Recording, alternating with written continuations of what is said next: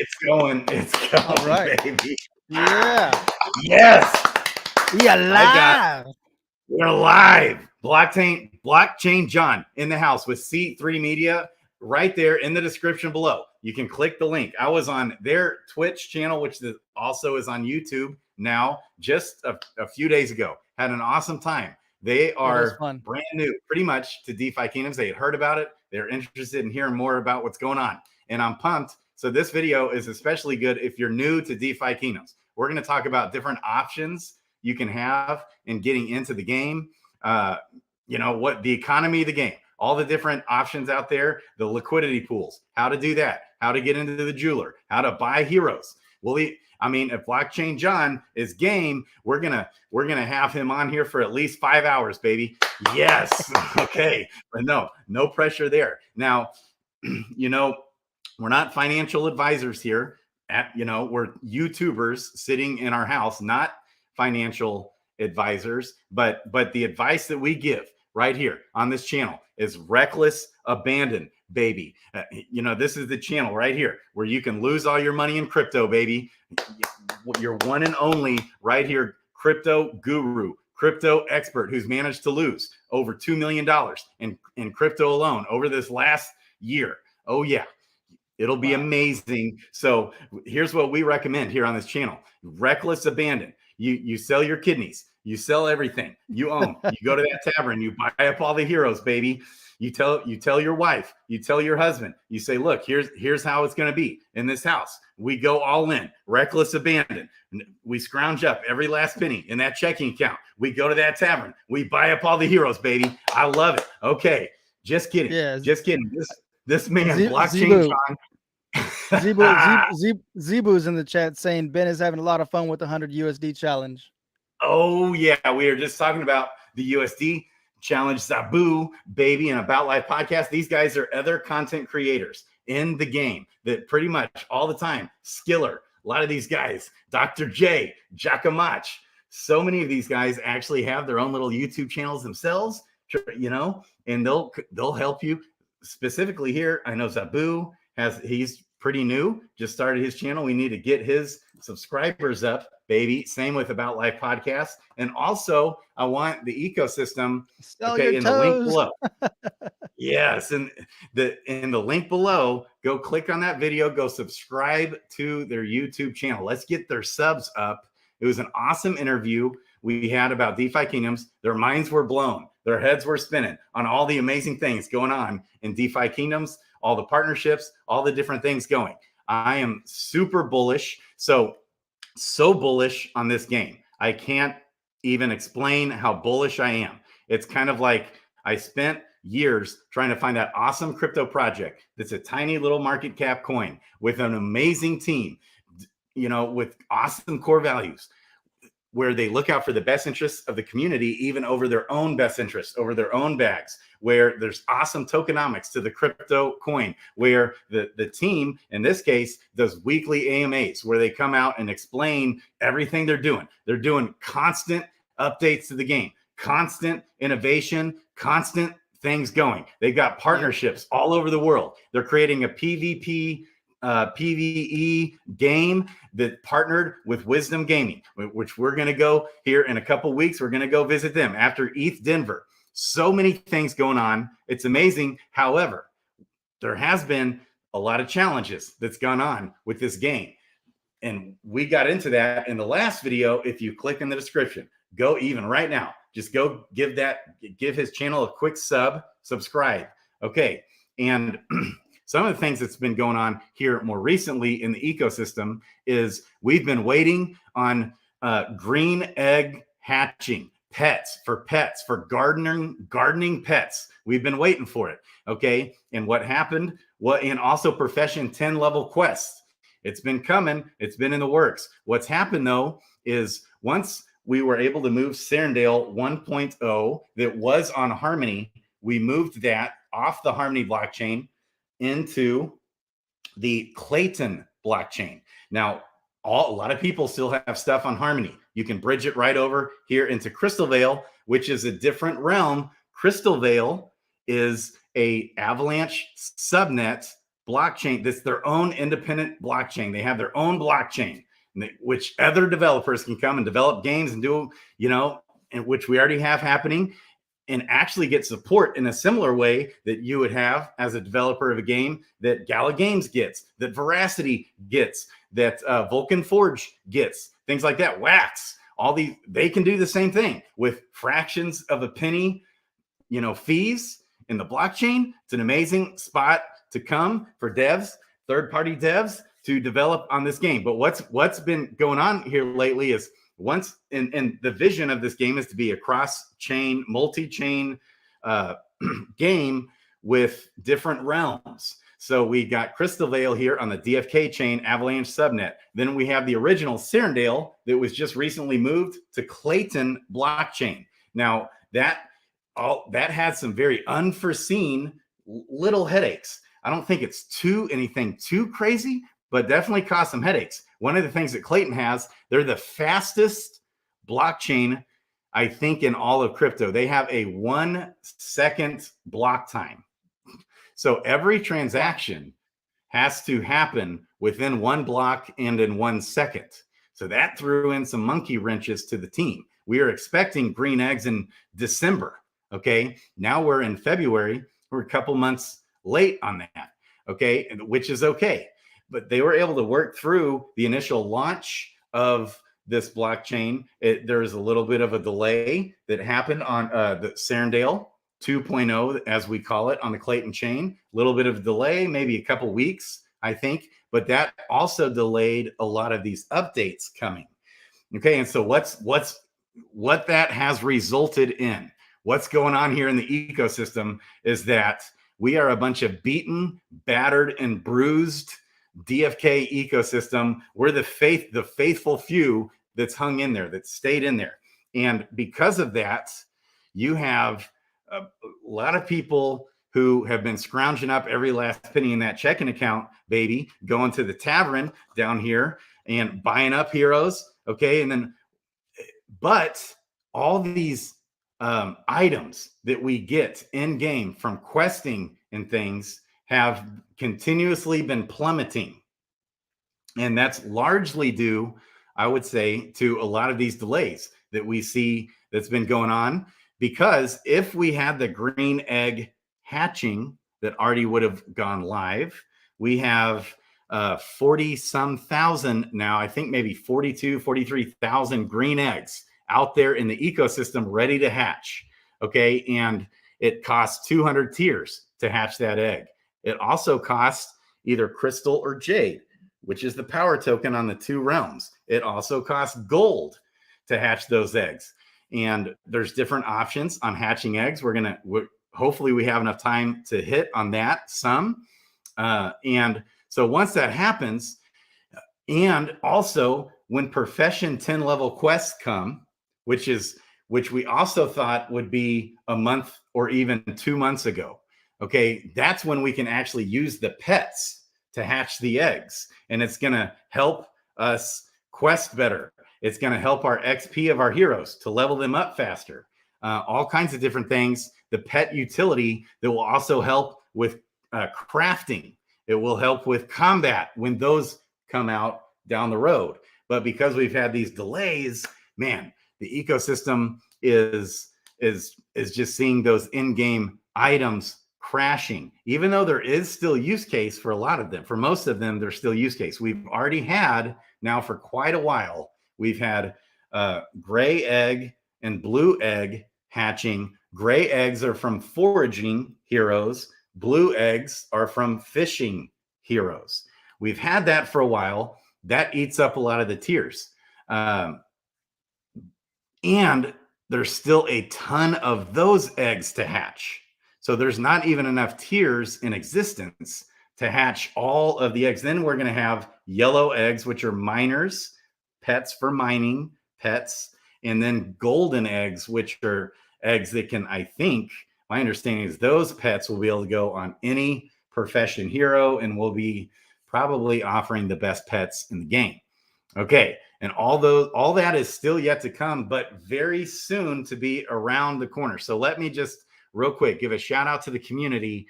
if you're hanging in there, if you're getting discouraged and depressed from this bear market, from all the crap that we've been through in this ecosystem, hang in there. Let me tell you, there is lots of stuff coming down the pipeline. We've got the team creating partnerships all over the place, including with Avalanche Gaming. And Avalanche Gaming has had some massive announcements this week and over this last month, partnering with Amazon, and not just any old partnership with Amazon, all kinds of things, super bullish on Avalanche, all kinds of things going on all over the place.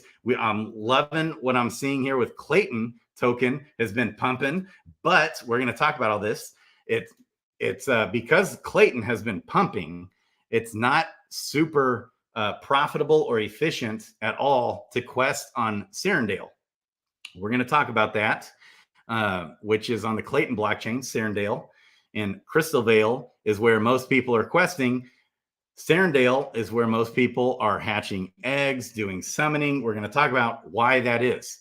Okay, so hang in there, DFK community. Also, one of the things that we've been talking about here for a couple months now is that DFK, DeFi Kingdoms, has put in their application to be on a new TV show called Next Crypto Gem. It's like a mix between Shark Tank and The Voice, and but for crypto.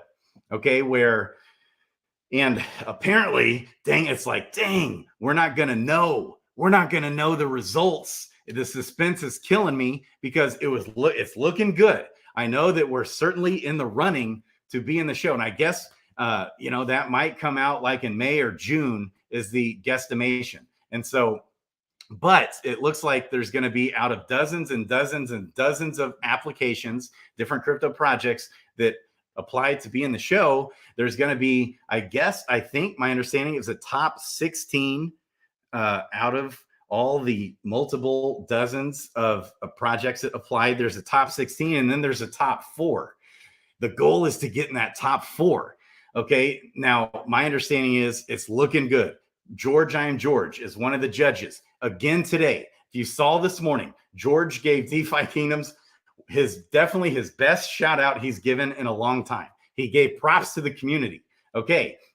But it's like with Next Crypto Gem, we're not going to know. He even told me that Frisky Fox won't even know. It's like, oh, dang. So when that show comes out, that's when we're going to know what's going on. Also, like BitBoy, there's one of the original Shark Tank people. All these people are going to be on the show. All eyes in crypto. Pretty much everybody in crypto is eventually going to see that show. The exposure it's going to bring is very likely. He's got international contracts and US contracts, very likely to bring exposure into the millions, okay, to that show. I'm so pumped of all the different things. Also, Dreamer's working on getting Jewel into a centralized exchange, which will help bring on new people like we're talking here with Blockchain John. So be sure, again, go subscribe to his channel. Watch that interview we did the other day. It was awesome. It was so awesome. And they have an awesome channel. Good content on there all the way around. All things crypto on that channel. I love these guys. Blockchain John, how are you doing, baby? Great, man. Thank you for having me. Like I said, after the interview, I'm excited to actually try out DeFi Kingdoms myself. I want to experience what the community is experiencing. And when I had the interview, my initial impression was it's a basic game. There's not much to it, but let's just get an overall understanding of what the nitty-gritty is all about. Right, because there's always going to be a little bit more than what I'm going to be able to find. What I didn't know, what absolutely blew my mind, not just surprised me, but blew my damn mind, was that this economy in DeFi Kingdoms is so deep, so powerful, and the community Nuts. is overwhelmingly positive. That's Mhm. crazy. I couldn't believe it. I was just you come in with so much energy, so much passion, so much power. The community is right behind. Everybody's supporting everybody. It's beautiful, man. I love it. That's why I'm here. It's like, you know what? Let me see what this is all about. I want to experience what you guys are feeling, man. This is a good high. So let's get started, man. Man, it's so amazing. So right here, Zabu OX Wowie. Wowie is is in this ecosystem. He's like a hardcore gamer, very experienced. He's like, I only am good at one thing in my life, and that's gaming. Like, okay. And so he's just gotten going. He's got a Twitch channel, and what happened yesterday was another drop from Workhorse. Workhorse is the co-founder of Wisdom Gaming out of Minneapolis, Minnesota, and they've been dropping every week new heroes. So they've been developing out their PvP combat and PvE combat systems in this game. And yesterday the Wizard was dropped, and OMG. He and another YouTuber, Bogside Chats, Matty Pesk, baby. These guys, I love it. And they go, it is so your mind. They spent 5 hours just going over the Wizard. So do you remember when I told you how unbelievably complex these heroes are, just even in their code, all the genetics of the heroes? Then on top of that, they all have skills that they use for combat in the game, which is coming in the next month or 2 or 3 months ish. You know, it kind of depends on some of these delays. Okay. And their original guess was that we'd have combat coming in Q1. Okay. But then this stuff hit with Clayton that they didn't see coming. We'll see. That's still a possibility. Still is a possibility. And it's so big brains. I'm so blown away. It's so complex. It really, everything I'm seeing has a chance to actually be a major player in the esports industry. I'm so pumped. Okay, so where do you start? You're new. What do you do? Here's if I was trying to get cash out of my bank. Well, just to backtrack what I didn't mention on the show was that yesterday I spoke to the community, which is great. That's another thing, is that there's an active community in the Discord. Yes. That's a big plus, man. No, they did not fail me. They helped me out. They guided me. They didn't talk trash. Because there's other communities, other servers where you go in and you're just trying to seek advice, seek some guidance. And there's a lot of trash talking, like, get out of here, noob, get out of here. You know, it's like, wow, thanks a lot. I'm just trying to ask for some guidance. And here, it was positive energy. It was great. You guys helped me a lot. So I basically asked, what's the best on ramp? What's the easiest way to get on? And the 2 tokens that were recommended was to try out Clay and AVAX. So I checked out Clay. Clay wasn't readily available on Binance. I think it is available on KuCoin, because those are the 2 exchanges that was recommended. Yep. So since I already had some fiat sitting on Binance, I have a little bit of fiat sitting there. So I said, you know what, let me see what else is there. So Clay wasn't there, but AVAX was. So okay. So today, just right before the show, I just bought some AVAX. I bought 1 AVAX, and let's see where that takes me. And that's thanks to the community, at least, for guiding me this far. And now it's in your hands. You know, I'm sure you'll take me along the way, man, and show me the light. That's right. I love it. So I would actually say, so generally speaking, I forgot another thing. So in regards to fees, the AVAX fee on KuCoin is 0.5 to withdraw. Okay. Yep. And then on Binance US, it's 0.01 AVAX to withdraw. So much better on Binance.us. And even better than that, believe it or not, you can actually on Binance.us on the app. In fact, I could even share this. I've got a video on this on Binance.us.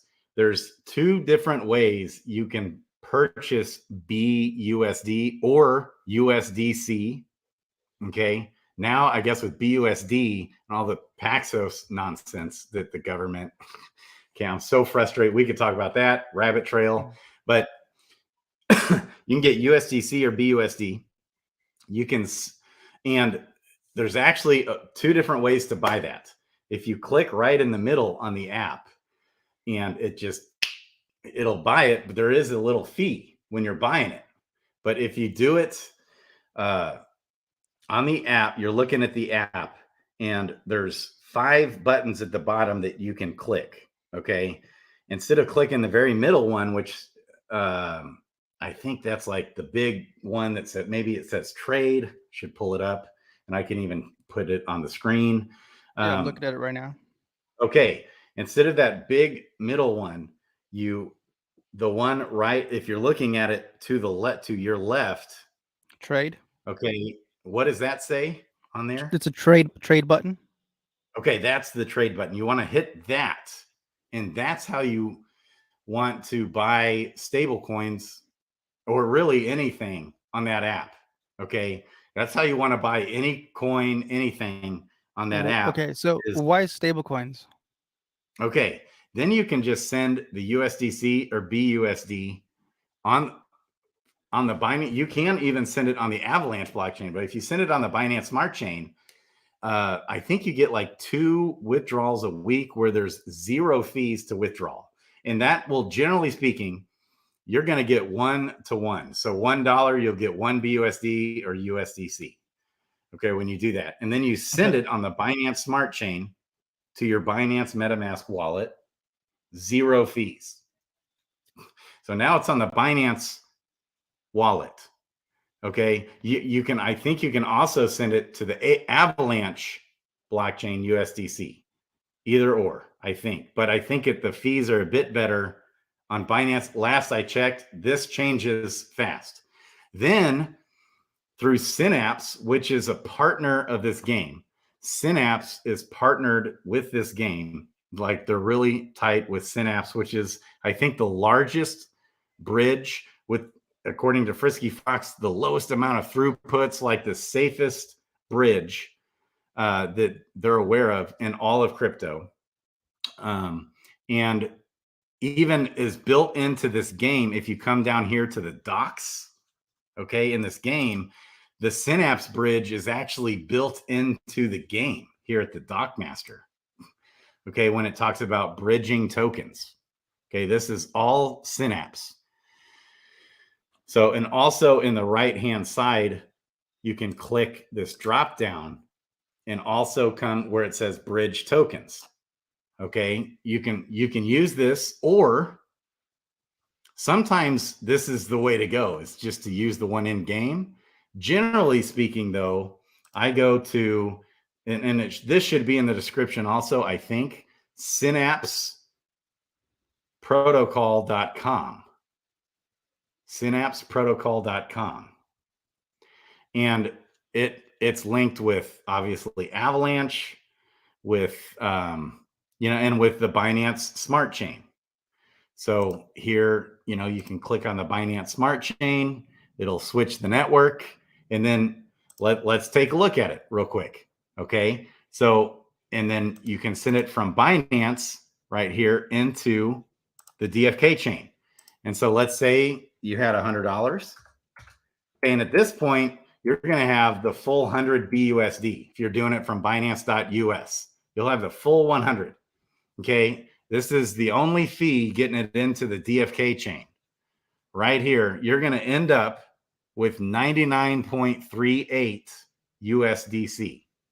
If you send 1,000, you're going to get $998.33 currently. Now let's check USDC. Sometimes you want to check, it's pretty much the exact amount. You actually get an extra 6 cents if you use USDC here on $1,000 that you're bridging into the game. So when all is told and said and done, you're going to be sitting with $998 USDC and 45 cents when it actually gets to the blockchain,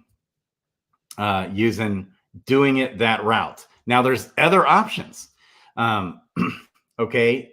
Now Synapse is not really linked with Clayton. Clayton has a different bridge called Orbits.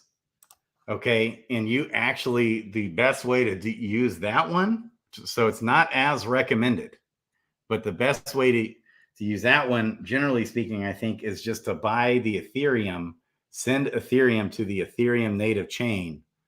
And I think you can also do it with USDC. You can send the USDC from Binance.us, send it to the Ethereum chain, and then through the Orbits or Orbit bridge, okay, you can do it that way. But if you do it this way, here that we've just discussed first, okay, with Synapse. And if you need to get to the Clayton chain, you then can bridge it right in game, real simple, right here, okay, from the DeFi Kingdoms chain. Switch back to that network, does it for you. You can bridge Jewel, you can bridge Avalanche, and you can bridge Clay token from the DFK chain to the Clayton chain. That way. You can also, like from KuCoin, you can buy the Clay token. So that's probably the most efficient way, is to just buy Clay on KuCoin and send the Clay into the blockchain. That's probably going to be a more efficient way than messing with the Orbit bridge. And it's also very good to have a KuCoin account. Okay. If you have any money on Serendale, which is on the Clayton blockchain, it's very good to have a KuCoin account, because let's say there was a terrible bridge hack, okay, on this Orbit bridge. So I'm not as familiar with the Orbit bridge, but the team seems to have confidence in it. Don't think they've ever had problems.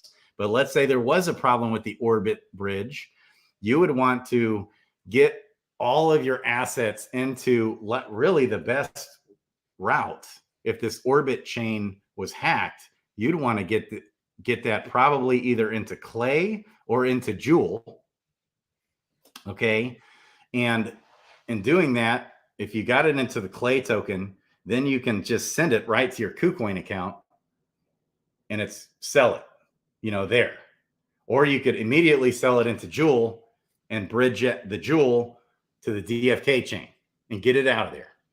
You could also do the same with Avalanche. So those 3 tokens on the Serendale Clayton chain are your safest 3 tokens there, I would say, in the event of a hack.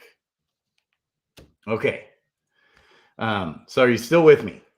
I am still here. I am still here. Okay. Actually, I already ran into a problem. I don't know if you can fix it for me.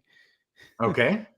Yeah. So my go problem ahead. is I'm trying to just connect my MetaMask wallet and it will not proceed. Has anybody else experienced this? With which blockchain are you trying to connect that to?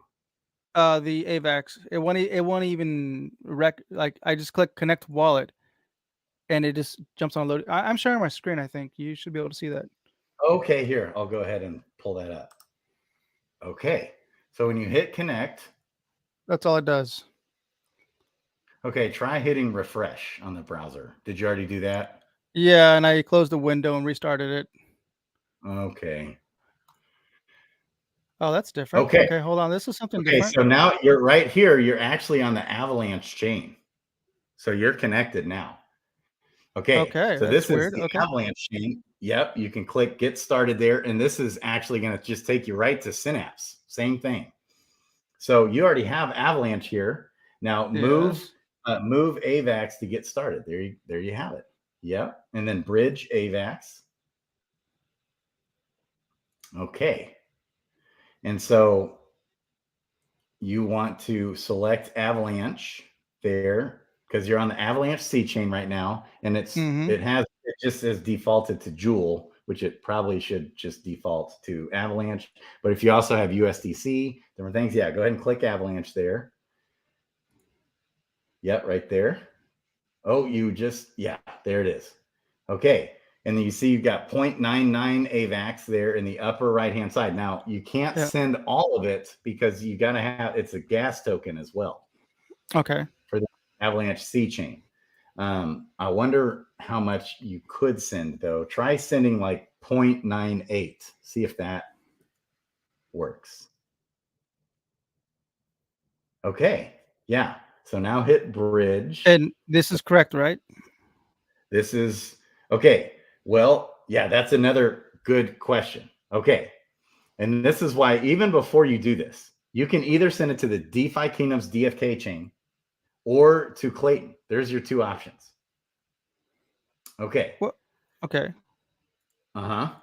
And obviously, so a lot of but people talk about Clayton.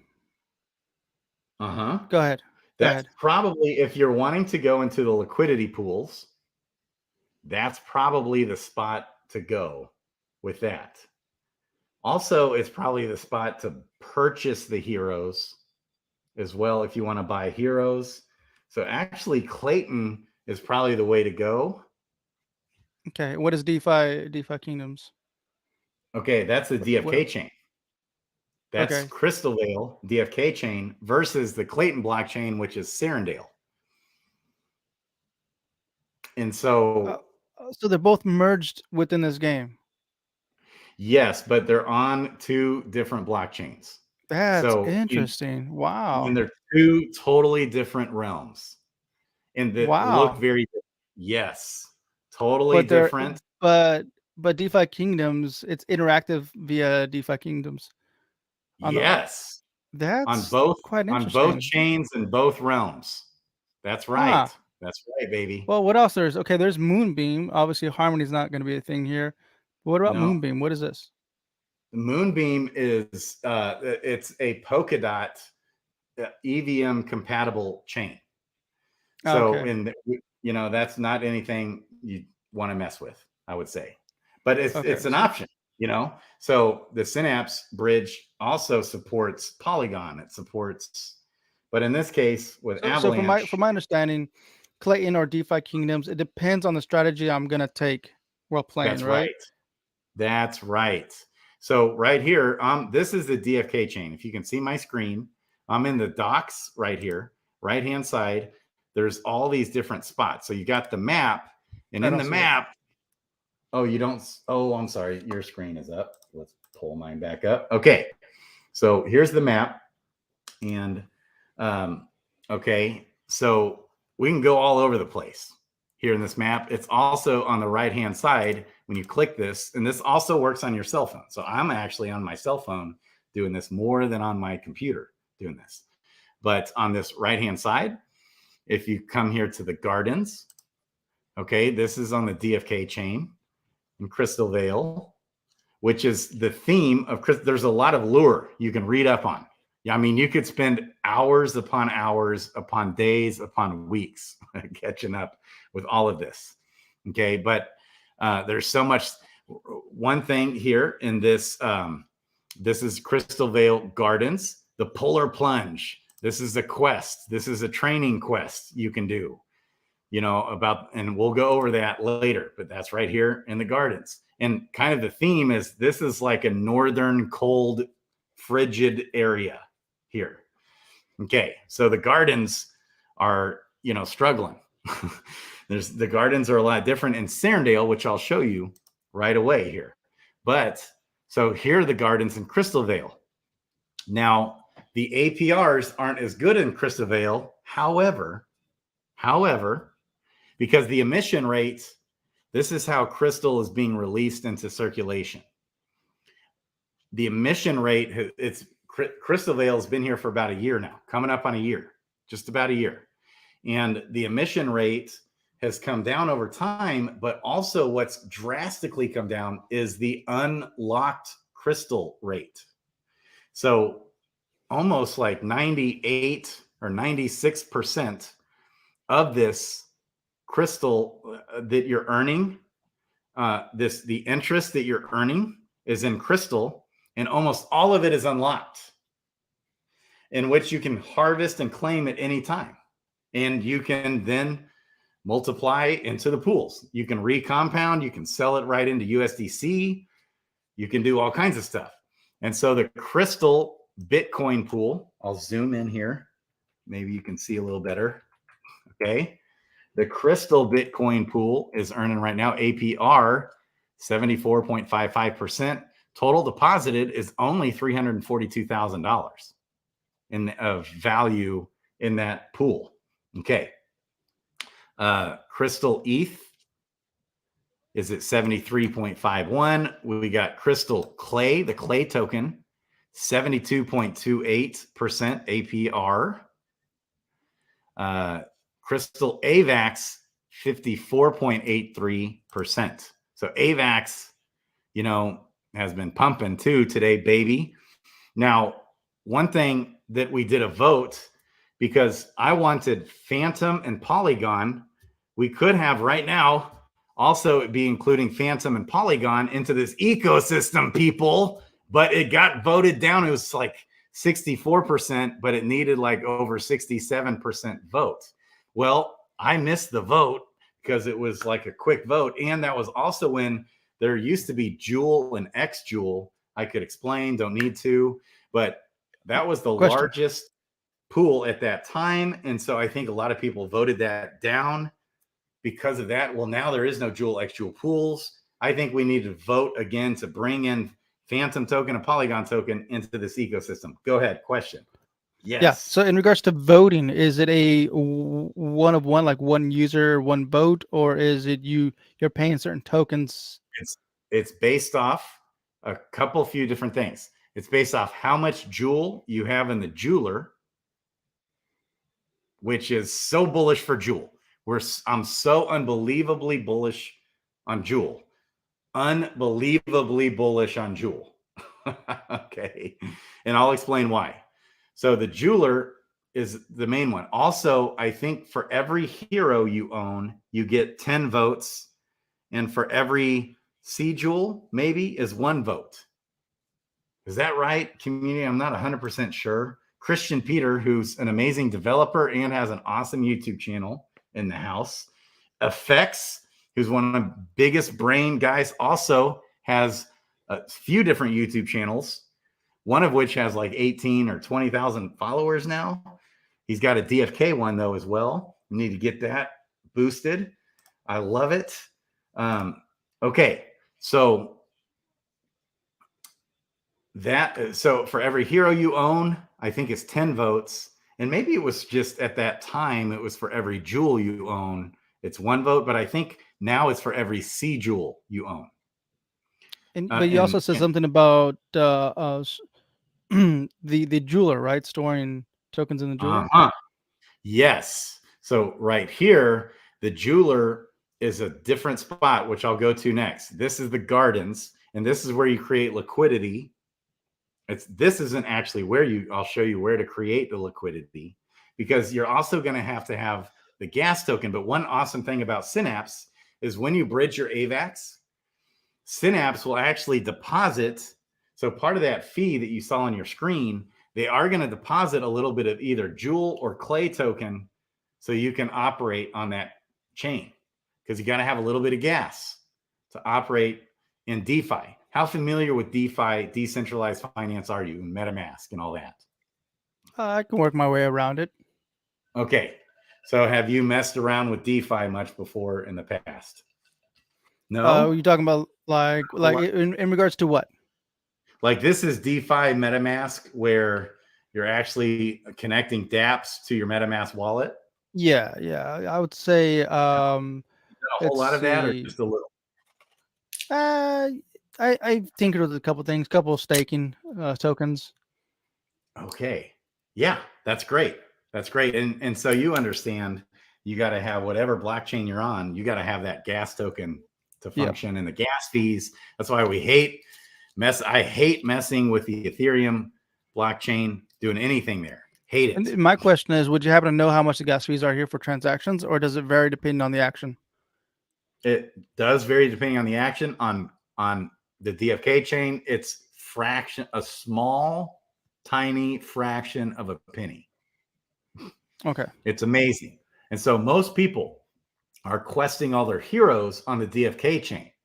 But, and it's not a bad idea. It's not a bad move to come to the gardens here, even though the APRs are less. The APRs are a lot less here.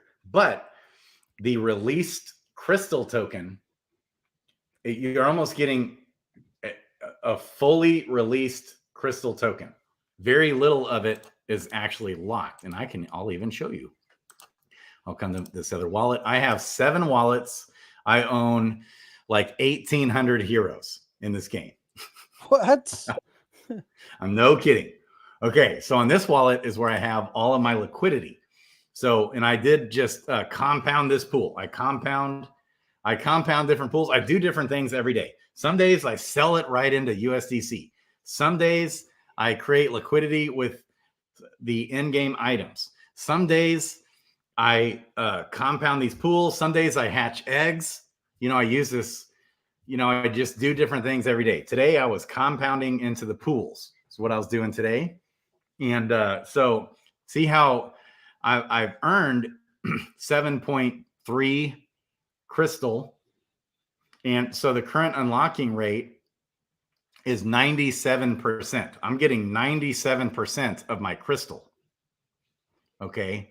Versus over here. And you can just harvest that. And let me show you what the fee is. Claim. And I'll do this sometimes multiple times a day. Okay. The fee is 0.0034 joule. Okay. And 1 joule is what? Like 26 or 28 cents? 28 cents times 0.00345. That fee is less than 1/10 of a penny. Baby. And that's actually claiming out of 3 different pools. So, because right now, and sometimes I change this up. Okay. So when you look at the seed box, this is telling you, the APRs and different things. If you click manage, okay, tells you the total deposits, the harvest rate. Okay. And if I want to withdraw, see the current withdrawal fee, which this is the lowest fee, it's 0.01%. So I'm in this Crystal Bitcoin pool. Okay. And let me show you that it's weird, with Bitcoin. Let me show you here actually in value. Then, so this is in the gardens. You have to come to the marketplace, and you find the druid in the marketplace. Now they changed that on Serendale. On Serendale, they put the druid here. They put him right there in the gardens instead of having him on the marketplace. So when they just launched on the Clayton chain, the druid is also in the gardens, which makes the most sense. But on the DFK chain, the druid is just right here. Okay. And so when you click that, this shows you the liquidity pools. Here, I've got a lot of these I've just had in there for a while. These are items paired with DFK gold. Okay. Which I don't think I recommend anymore. Okay. So I have here 0.033 Bitcoin and 9,022 crystal. And so I can split those seeds, they call it. This is the liquidity for the trading. Okay. Just like any other DeFi protocol, once you pair the 2 tokens together, which you do here in the Druid also. So in the Druid, you create the pool, you pair the tokens together. Let's see, I'll minimize. There we go. Okay, so you can do, and I'll go back to the gardens because there's also Joule pairs.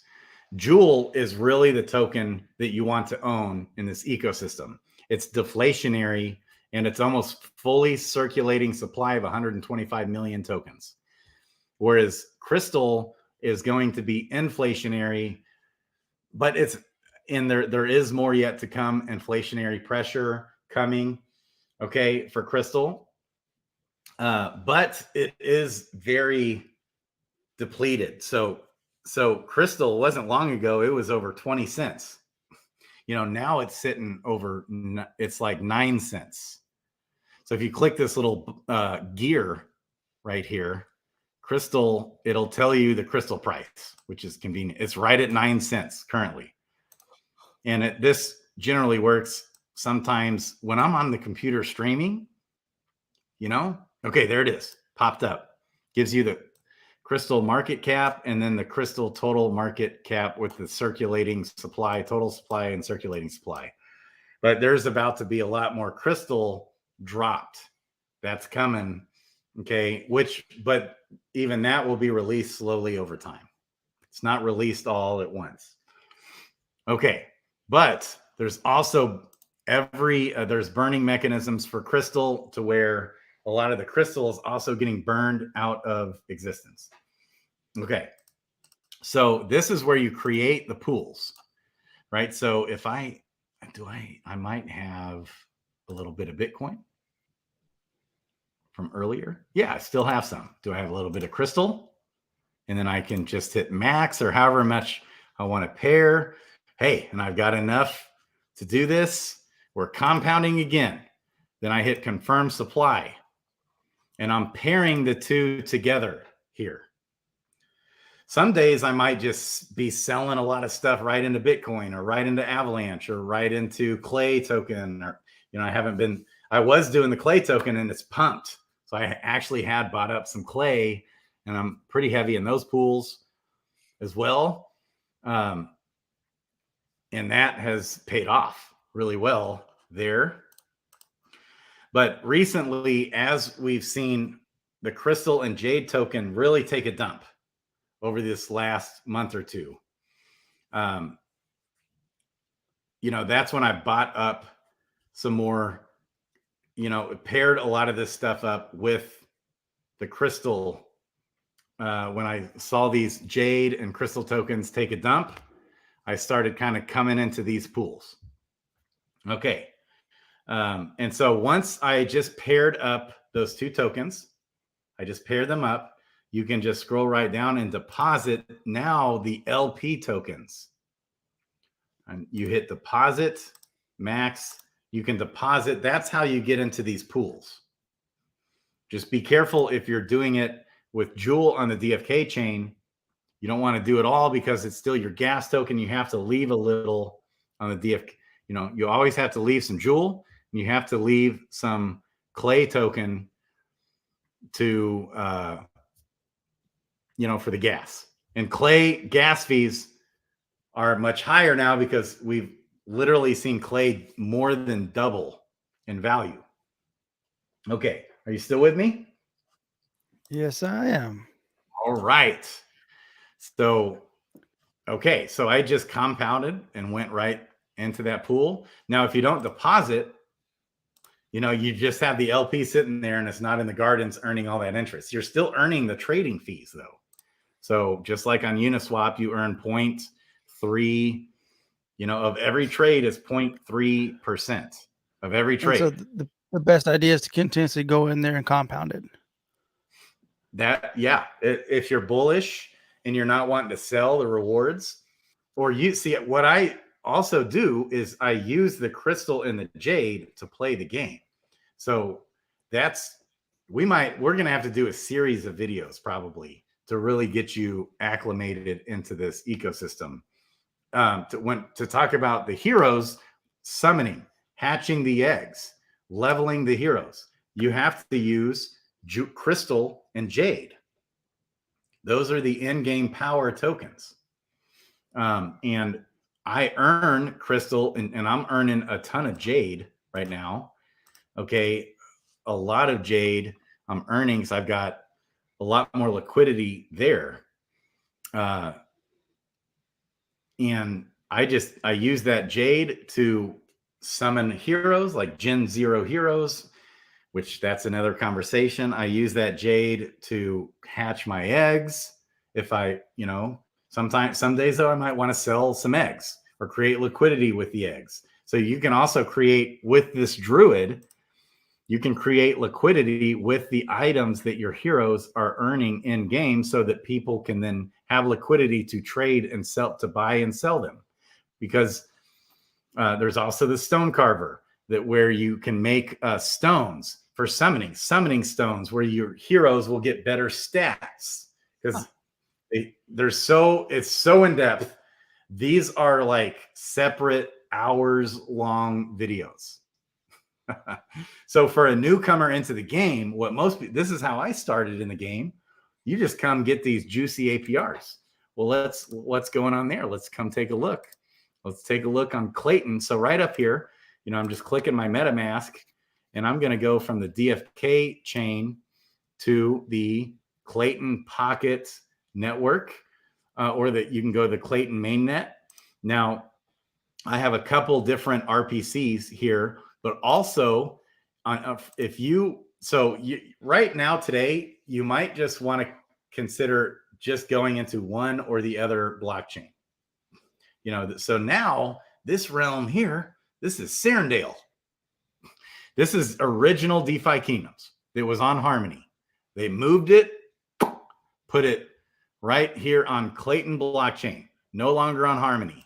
Okay. And there's even plots of land here that people have bought. Okay. And will be very much involved in the game, in the PvE aspect of the game. That's so exciting. Like, it's a little blurry. It's kind of weird. Okay. Here's the ADFK, Adventures in DeFi Kingdoms, which is this awesome in-game tool right here that you will likely want to use for the game. It's also in the description below. That's a whole nother video. I've got several videos just on this tool alone, but it has market data, all kinds of things. But I'm in this guild with Adventures in DFK, and this is our land plot. And they got it for a deal. It was like $10,000. But some of these land plots have sold for over $50,000 or even $100,000 in the past. Okay. And so on each realm, there are, and they just changed this. There's going to be 200, or maybe it's 500 plots of land on each realm to make a total. Yeah. There's going to be a total of 2,000 plots of land in this game ever in this game.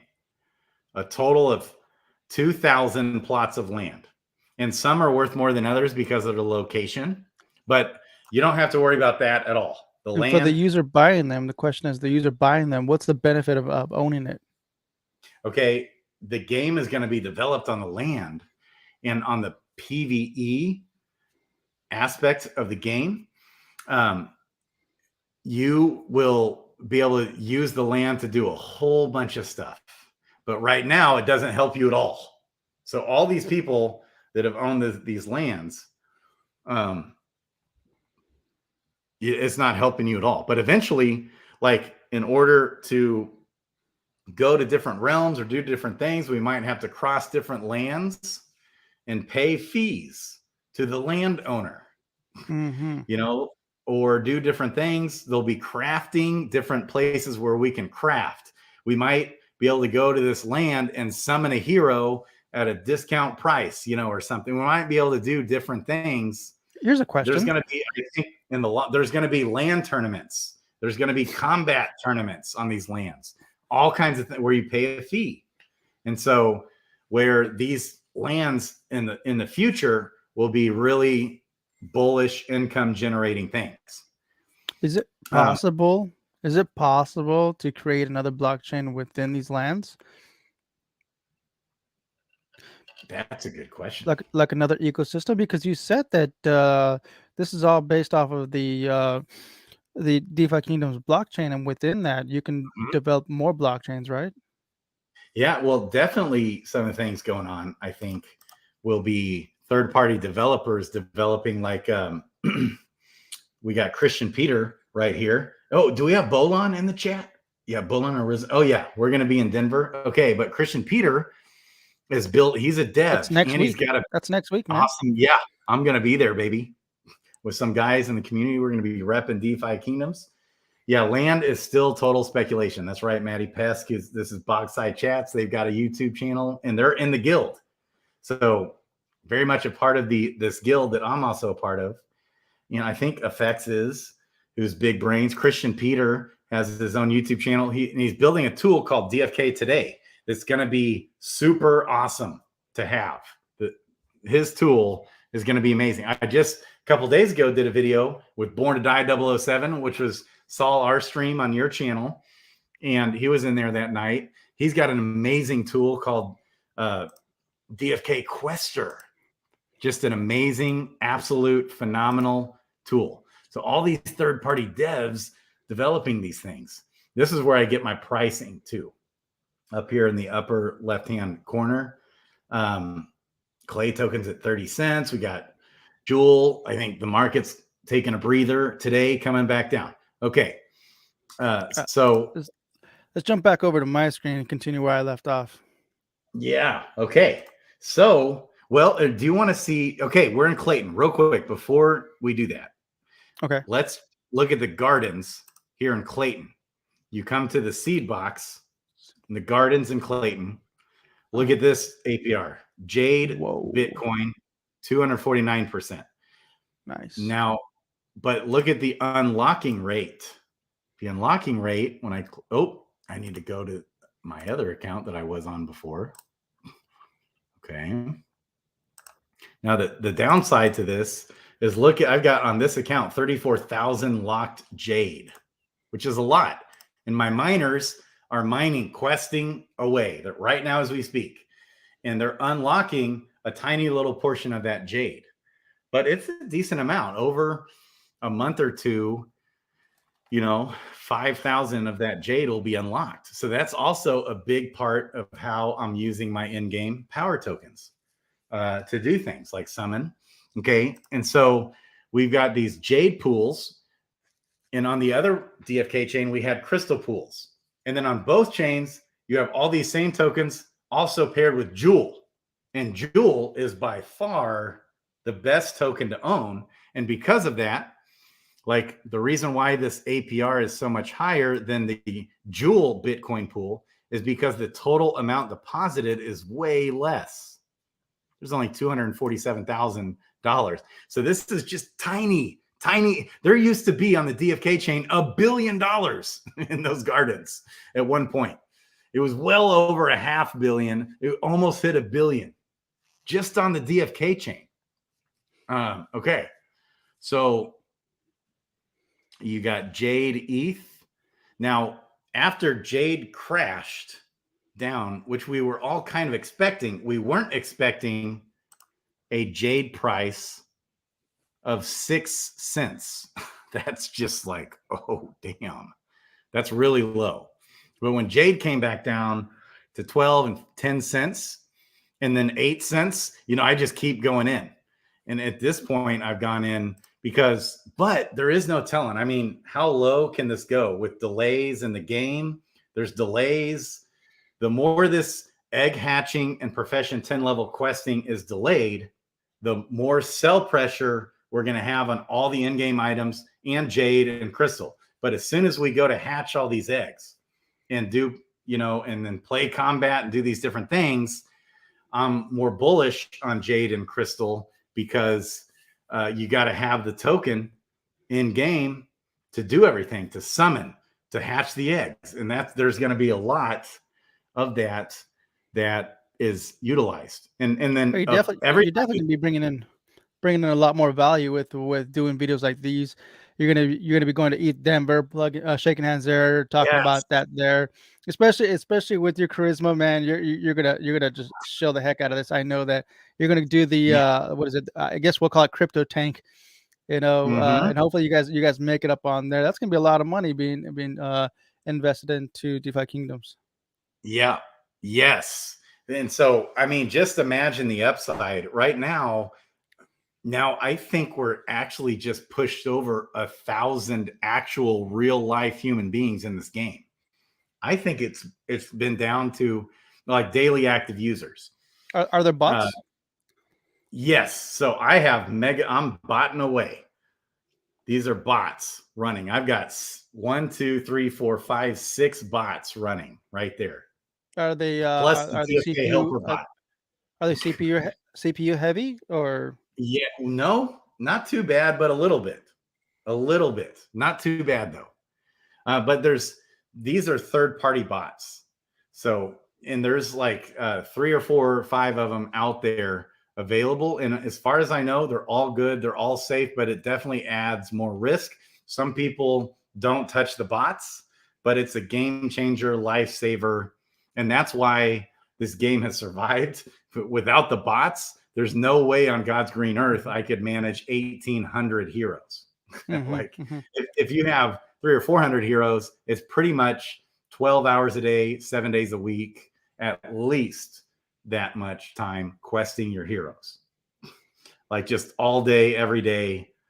And when the Luna crash happened, all these things happened. That's what I was doing. I was just, moping in my bed,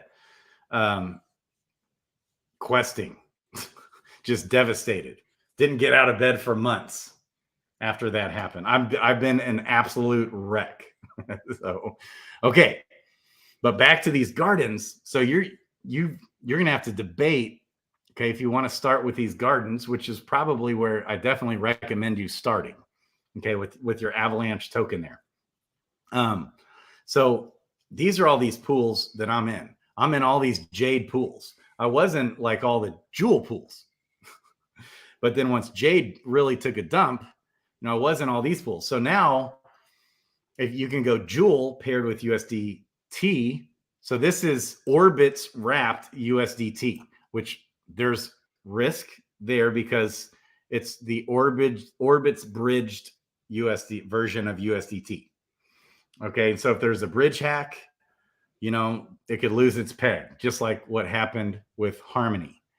But the Jewel USDT pool, 72%. You got Jewel wrapped Bitcoin at 65%. Jewel ETH at 54%, Jewel Clay at 45%. Because look, there's over $1 million in that pool. Because Clay's been pumping, and Jewel, has done pretty well. Jewel not too long ago was down around 14, 15, 16 cents. Now it's, pushing 30 cents. Clay's up over, it's gone from 14 or 15 cents up to over 30 cents also.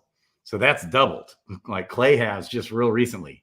And then this pool, the Jewel AVAX pool, is 32% because the pool reward allocation is only 5% because this isn't the Avalanche subnet. We're on Serendale Clayton blockchain. Okay, so I'm kind of a degen. Once I saw the Jade token take a dump, I went heavier into these pools because of those juicy APRs. And long term, I am bullish on these power tokens, but not super bullish like I am with Jewel. So then the other option is you could go to the jeweler over here. Okay. And right here, put in some Jewel. Now here, to put Jewel in here, you got to lock it. You got to lock it away. And it's not really worth putting the Jewel here unless you're really bullish on Jewel. You want to be putting it's not too much worth putting Jewel in here unless you want to lock it away for at least 2.5 years. But the max is 3 years. You lock it for 3 years.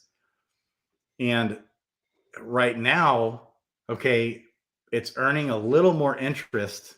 It's earning definitely more interest on Serendale, the Clayton chain, because the Jade token is cheaper. And so everybody is summoning heroes, not on Crystalvale. The Jade and Crystal token should be paired 1-to-1 because they have the exact same function in game. They should be paired 1-to-1, but they're not. Crystal is at 9 cents right now. Jade is at 6.5 cents. So if it costs you 60 Crystal or Jade to summon your hero, where are you going to do it? It's the same price in the power token to summon your hero. Average summoning price is 50, 60 Jewel or Jade. Sometimes, depending on different circumstances, you might be paying over 100 Crystal or Jade to summon. Well, you're going to bridge your heroes to Clayton blockchain and summon them here. You're going to hatch your eggs here because the expense to hatch the eggs, you got to pay Jade. If you're doing duels, there's duels with your heroes. You want to do that with Jade. Every time there's an in-game fee spent like that for hatching eggs, summoning heroes, leveling up your heroes, which costs a little Jade, little Crystal. leveling isn't much, or doing duels. Every time you're doing that, you're spending these power tokens, and 30%, 30% or 15%. It's either 15%. I think it's 15% of that expense is then immediately sold into Jewel. So 15% of that jade or crystal is sold into Jewel and rewarded right here to the jeweler. And that's what I mean. So it's a lot. It's a lot. So the interest here is pretty good. At one point, like the jeweler interest was well over 100%. Now I think the jeweler interest is, I'm not exactly sure. I know Langazi Baby put out something on this. Got Worm in the house. I love it. Okay. So he actually calculated the interest over certain periods of time. And I think on Crystalvale, the interest is like maybe now below 10% on your jewel. But in Serendale, oh man, it's got to be up over 20%, I think. I feel like I'm getting a lot of rewards. I'm almost getting as much here as I am. I've got on this account 20,000 locked jewel versus this 6,000 on this chain, and I'm probably getting about the same amount, I feel like, of jewel rewards every day. So I just earn these jewel rewards, but my jewel is locked away. Mm-hmm. Yep. You're bullish on the game, you're bullish on jewel, this is a good spot to go. Or you can just hold the jewel. Okay, so what to do with your AVAX? You can go into Crystalvale, where the fees are much cheaper to quest the transaction fees. Because on Clayton blockchain, like if I come to claim this, let me show you these fees. Okay, that's really cheap actually to claim that. If I come to the gardens and claim that, view the harvest. And I just, right before we did the video, right before we started, I claimed this. And look, I've already earned that much on this, just on this account. I've got several other accounts that I'm have some liquidity in, and I'm shifting stuff around at times. So this, to claim this, is 0.086 clay. Okay, remember how it was less than 1/10 of a penny, and I'm in 3 pools, I think here. Just three, or maybe I'm in 5. This might be, I'm claiming 5 pools, but the fee in clay token, clay is at 30 cents, 0.3. Okay, that times 0.086. Okay, that's about 2 cents, 2.5 cents to claim. It says right there, right above the clay amount. Oh yeah, 3 cents there, which it'll round up or down. Yep. Okay, so that's why there's not a whole lot of questing your heroes, because clay has pumped so much. It's not, especially on some of your heroes, you're losing money by questing your heroes because of these transaction fees.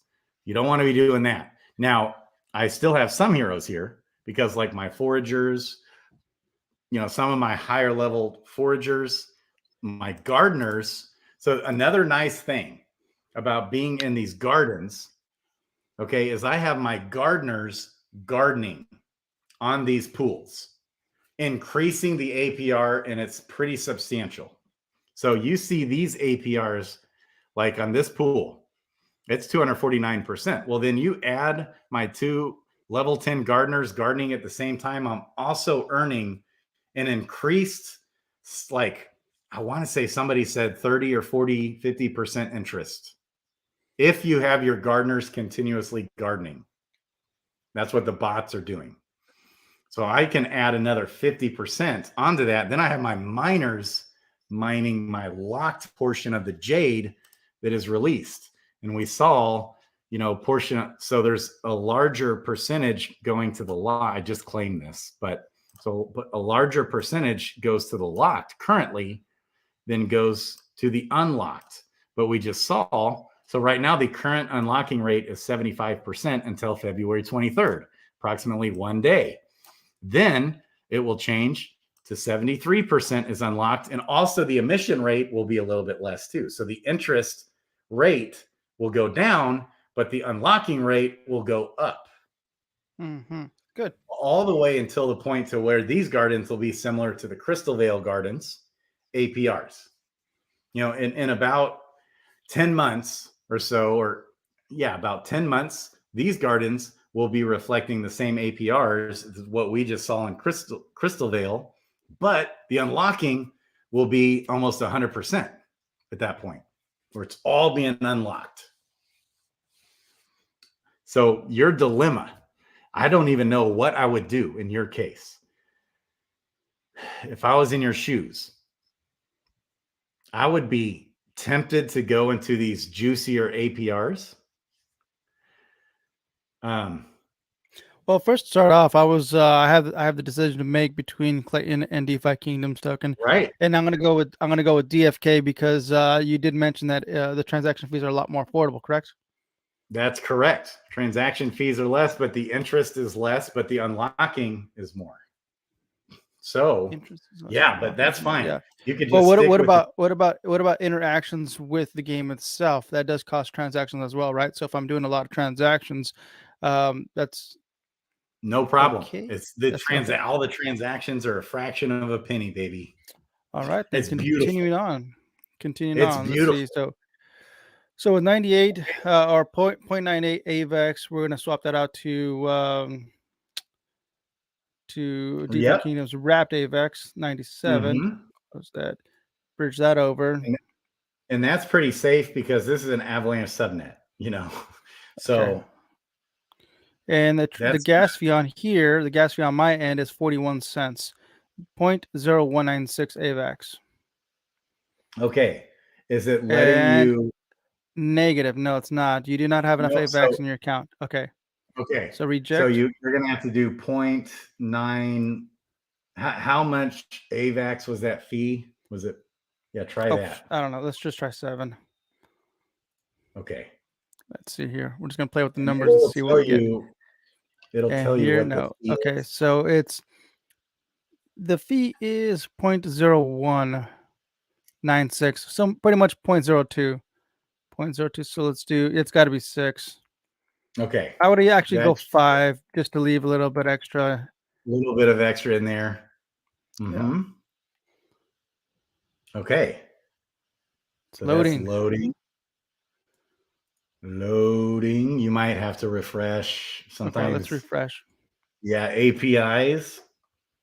Sometimes it's just like the APIs can be a little off and you just got to refresh it. Different things. Gosh, I love you guys. Crypto Grady, ask him how he wants to personally play DFK. Right. So that's big. With Garden LP or with Heroes, questing, summoning? I like questing. I think I would like questing or with Heroes. I don't know. Explain how Heroes and questing works. I'm assuming questing, I'm actually doing things. I'm actively going. And then quote unquote gardening or / staking, that's just more of a passive thing. You kind of just put the tokens in there and just let it earn interest. Passive, earning the interest, and you're getting that power. At this moment, I just want to get in. I want to play through it a little bit. So I want to be a little more proactive with it. So I would like to do some questing. Yeah. Okay. Well, hey. All right.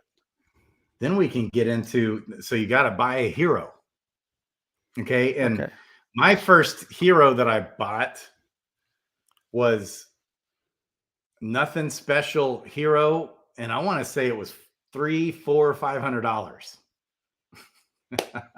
Now, okay, wait, actually, did that already go through? Did that go through? No, it didn't. Oh, what happened? I had to refresh because I had to load down the numbers. If you want to buy a hero, we can actually use Born to Die's trusty tool, baby. I'm going to look real quick at this and check the tavern, because I think the cheapest spot to buy a hero is actually on Clayton. And I want to say we're talking. And I need a hero to do questing? Yes. That's how you quest, is by purchasing a hero. And guess what the floor of heroes in US dollar amount is right now? Just take a guess. I don't know. Let's see. Floor price, $60. $3.56. No way. Get out of here. That's crazy. So when I told you it's the time to get in the game right now. Oh, baby. All right. Now is the time to get in, because this ecosystem is just obliterated. And so you have some degens in this ecosystem like me that just is like real bullish. You said on Clayton, correct? Yeah, so you'll actually want to send that to Clayton. Is it only letting you do 0.9? Well, I did 9.5. I can try 9.5. Let's try that. Okay. Oh, the fee is worse.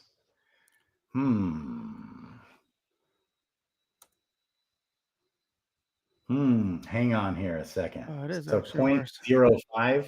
0.05. Let's look at this. So 0.05 times, where's Avalanche at, guys? At like $21 now?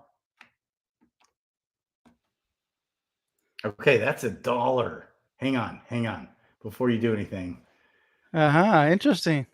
Yeah, we're talking about $1 fee versus if you go to DFK chain, wasn't it 0.01? Yeah, I think it was. Yeah, let's see here. DeFi. Yep, 0.01. Okay, so $21 AVAX times 0.01. That's 21 cents versus $1. Okay. Or I think. Yeah. Roughly roughly four times the transaction fee.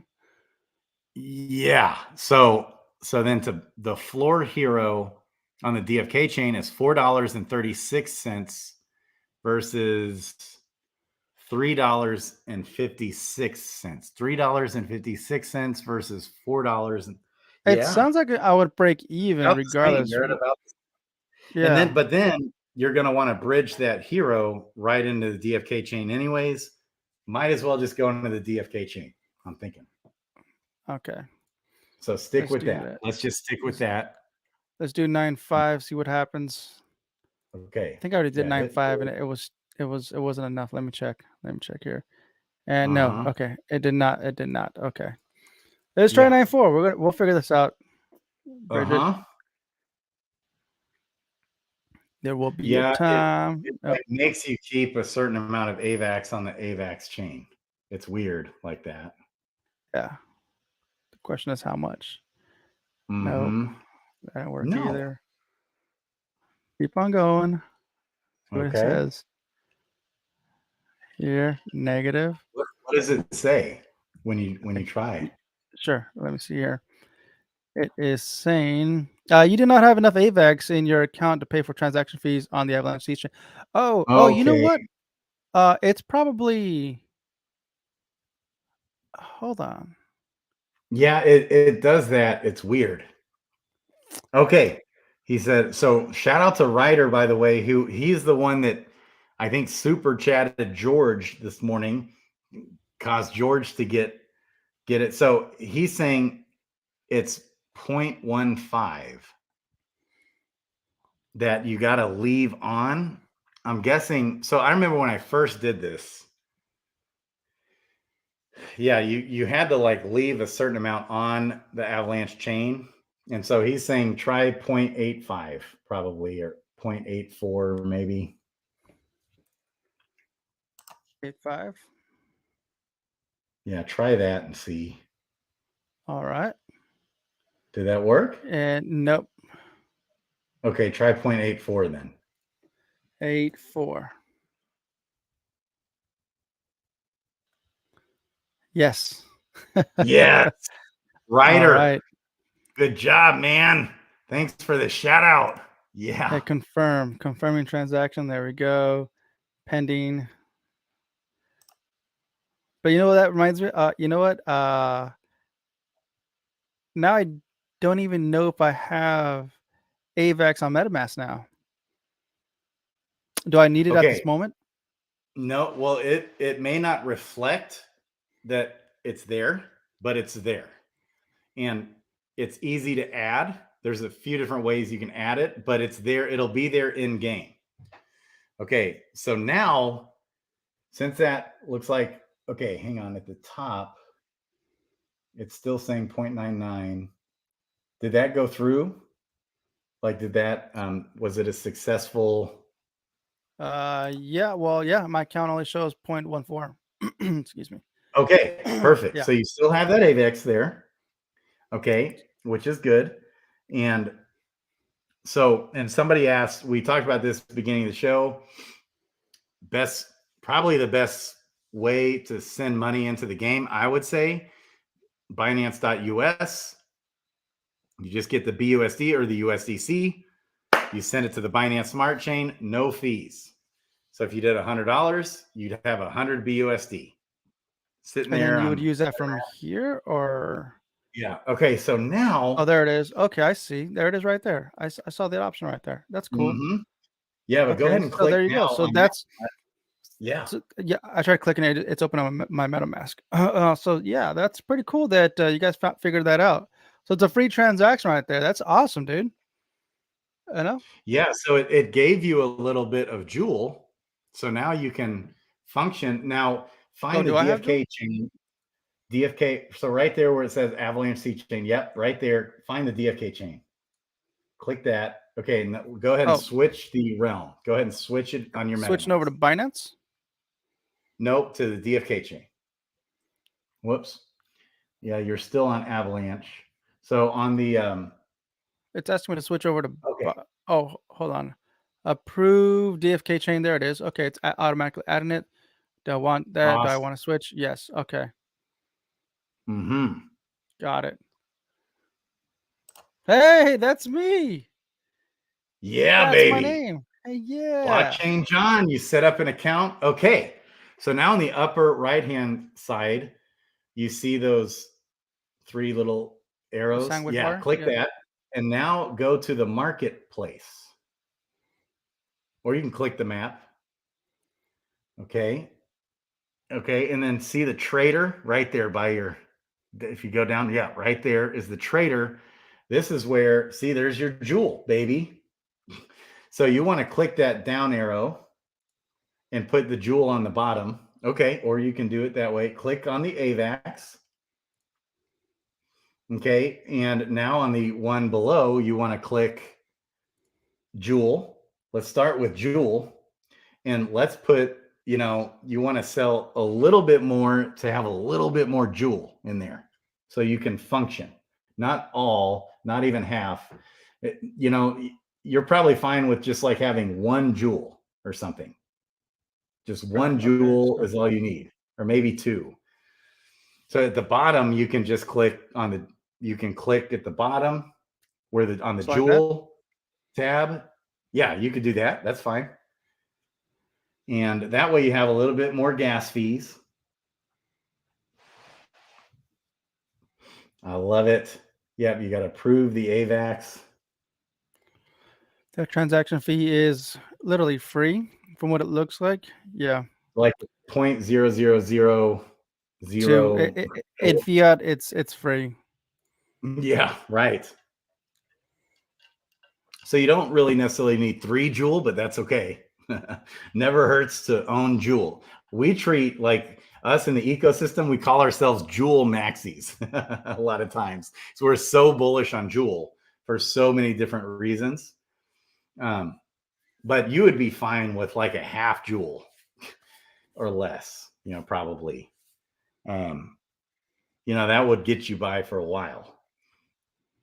All right, now. And now you can swap. Yeah, go ahead and swap that. Oh. Yeah. Oh, There you okay. have it. Now you're going to end up with 3.7 Joule, which is your gas token, which that will last you a good, long mini quests, long time. I love it. Okay. Oh, nice. So you can actually link a trust wallet with a bank or something. So to buy the AVAX, Binance .us is pretty dang good. It's hard to beat Binance.us on anything. Yeah, baby. But yeah, there's a lot of different ways. Okay, and that, see, that went through. See that swap AVAX? That went through. Now you want to change the Joule to Crystal. If you want to buy a hero, we can buy our first hero. Now you want to leave that there, the AVAX. If you click the arrow, the down arrow in between the two coins, click that down arrow in between the two coins in the middle. Oh, right there. There you go. See, it swaps them. yeah. Okay, so now you want to change the Joule to Crystal. You got to buy some Crystal to buy the heroes. And so let's see, the floor right now is. And where are you looking at this? Okay, here, I'll share my screen back. This is DFK Quester. In my very that's last what you were video. talking about. Yeah. That's I right. was talking about that. We did an hour-long video, and this is right in the description below, right below your YouTube channel. In the description is DFK Quester. And it's a tool that does a zillion different things to help you in the game. And so if you click in the tavern part of this tool, it will just show you the floor of both realms. You able to zoom in a bit? Yeah. Whoop. Okay. Now I then got to scroll this over. Okay. You can actually even buy the heroes here.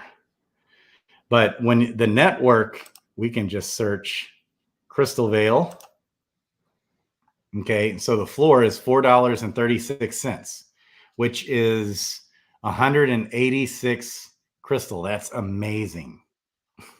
That is amazing. Like when Crystal first came out, Crystalvale, it got up to $40 per crystal. So if I get 200 crystals right now, I'm locked in basically. Yeah, you'll be able to get a hero with 200. All right, let's do it. But it might not be the hero you want. Oh, okay. Well, explain. Okay. Oh no, wait. The price is 48. 48 crystal. Yeah. So 200 is more than enough. Big plenty. If you can even get that much with your avalanche. Okay. Well, how much are the crystals? Let's see. Well, here. One. Yeah. Okay. So crystal is at 9 cents right now. Okay. So you could buy like 50. 50 crystal. Yeah, baby. Okay, but you said that it depends on the hero, or if I even want that hero. Explain that. I want something. Yeah. So, or just to get started, this is good. We could go to the tavern and take a look at the heroes there if you want. You want to do that before you do this part? Do I just exit out? Yeah, you can just hit X. Then on that right-hand side again, click those upper right-hand corner. Yeah, and then at the bottom, tavern. Yeah, right there. Okay, and then here in the tavern, you go to the agent. And there's a lot of things you can look at here in this tavern. Hit buy heroes. And right off the bat, the floor heroes right at the top, 48. So that's a monk summoner. Subclass is a summoner. Now, this is a whole video. So Holy smokes. We're already an hour and a half in, but just talking heroes is multiple videos. But that monk is a great deal because you've got 6 out of 6 summons. I'm going to look at it on my side real quick. Switching realms. Okay, so when you click on the hero, you can click on the, so that's an uncommon versus a common. That's a big difference. It's or not a huge difference, but it's somewhat significant. Okay, to the tavern. So when you click on one of the heroes, okay, or you flip the card, you can flip the card. Okay, see all those buttons at the bottom, the very bottom of the card. Oh yeah, yeah. Uh-huh. Yeah. So when you click on the genes there, that one. Okay. So it's just got common, active 1, active 2, passive 1, and passive 2 abilities there. And then the visual genes don't matter currently, but it does matter. So you can then mutate these abilities into advanced and elite and exalted abilities for combat. Okay. But in this case, this guy's the awesome thing about him, though, this monk, okay, is that the summoner subclass, the summoner is an advanced class hero. So that's not necessarily easy to get. And it's got 6 summons remaining. Okay. Another big thing, you go ahead and flip the card again that you want to look at. So I'm really liking the monk here. So it's a gardening monk. Monks are good gardeners. They're solid gardeners. So that's a great buy. I would without question buy that monk. Okay, what about this guy down here? Isn't normally at the floor. What about a warrior? Okay, so go ahead and flip. He's a gardener. Now, warriors aren't the best gardeners. Warriors are better miners, and I'm going to explain why that is. But that's like a huge long video to explain why. Well, let's get that monk, man. Before Yeah, somebody that else monk snatches it up. Yeah, that's not a bad buy. We got millions of people watching live, man. Somebody's gonna take that. I know it. I gotta hurry up, man. I gotta get on. I gotta get on that. All right. So what was that? That was at marketplace. Below the jeweler. Yeah, there you go. And then trader. And then it was go to crystal. And then you want to trade it from 50. Yeah, but you got to change the token on top to avalanche. Oops, no, wait. What? Oh, shoot. Okay. Yeah. There we go. There we go. Got the AVAX. There you go. We're buying your first hero, baby. This is a big moment. Like I don't remember my first hero, but most people in the game remember their first hero they ever bought. Well, mine is being live streamed. You guys are seeing Blockchain John buy the first monk. All right. I love it. Yeah. And then how much time do you have? Let's do it, bro. Tonight? Let's keep going. I could literally go for 4 more hours if you want. So we can talk heroes, baby. Okay. Add crystal. So let's get this. Yeah, do that. Hit the add crystal to MetaMask. Yeah, that's how I always add my tokens right there. That's how I do it on all my tokens. That way it'll actually show up in the MetaMask. Otherwise, like in your first MetaMask screen, the main, not in-game screen, but just the MetaMask screen, nothing shows up there. Yeah, Zabu speaking my language, baby. The profession chart, we got expert, which I'm going to get Stronghold from expert on the channel this week, I think. Been chatting with him today. I'm pumped for Stronghold. I want to get Zabu on the channel this week. I want to get effects on the channel this week. And there's a couple other guys. There's another YouTuber that's kind of came back. DeFi Kingdoms YouTuber, not a huge channel, but awesome YouTuber. I want to get him on the channel. Okay. Let's see. The question is, I noticed that it said it went through 3 transactions. Obviously, it cost me nothing. But what is it going through? Why is it going through 3 transactions? Would you happen to know? So you have to like approve the token first, so that the game, you're giving the game permission for the tavern to use your in-game crystal, your crypto is sitting there on your MetaMask wallet, and the game is asking for permission to use it to purchase this NFT. Okay. Got it. It's so weird to see the transaction details and to see, you know, I know. 20 blocks confirmed, 21 blocks confirmed, 22 blocks confirmed, 23 is like, hold on a second. I know you told me earlier that it's a second block. I'm like, that's so wild, man.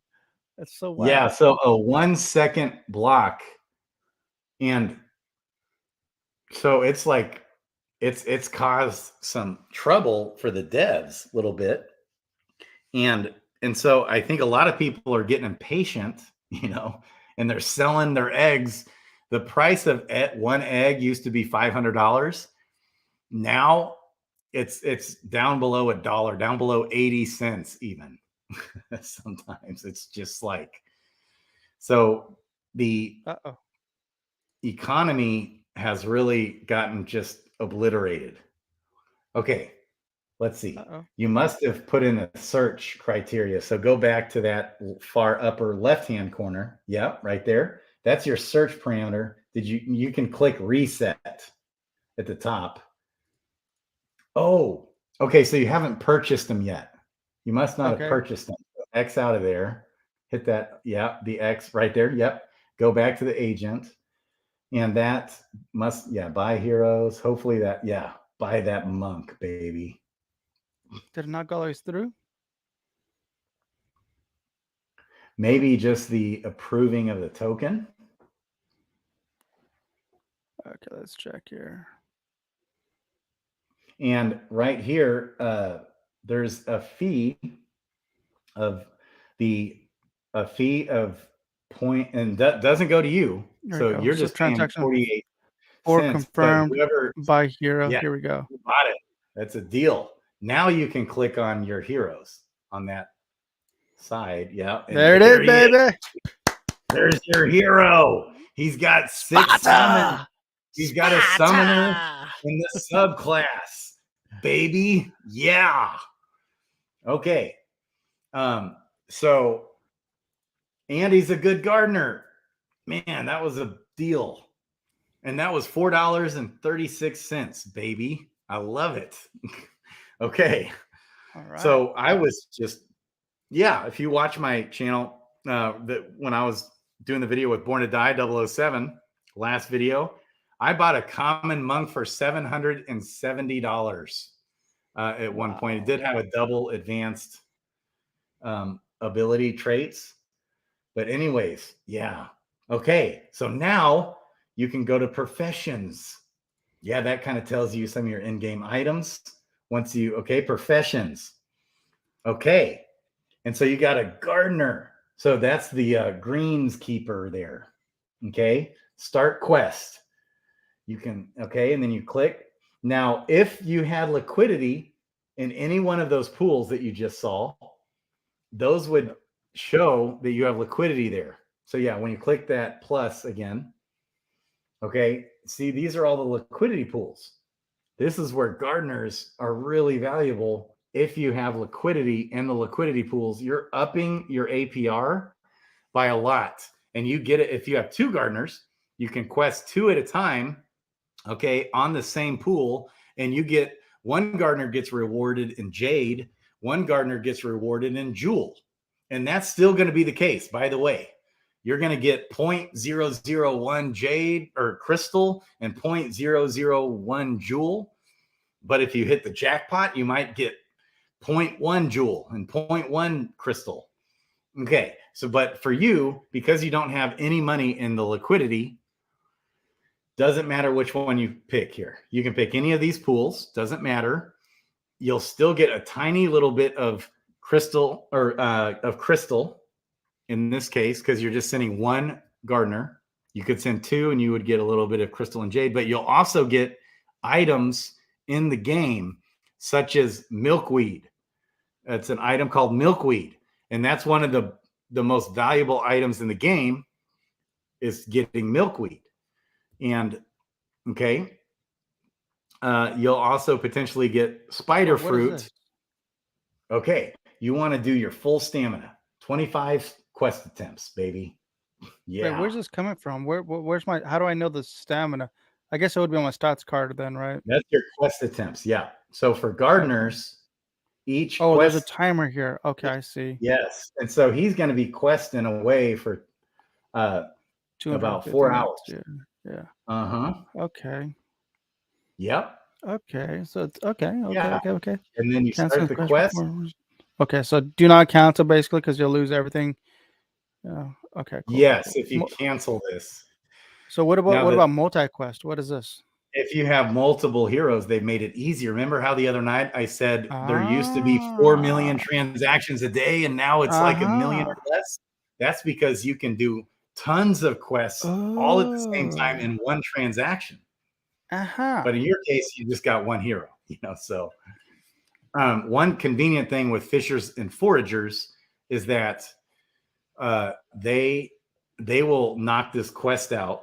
They would knock this quest out in about a minute and 40 seconds. And then you just collect them right away and get those items. But the stamina recharges, it doesn't matter which quest, recharges at the same rate.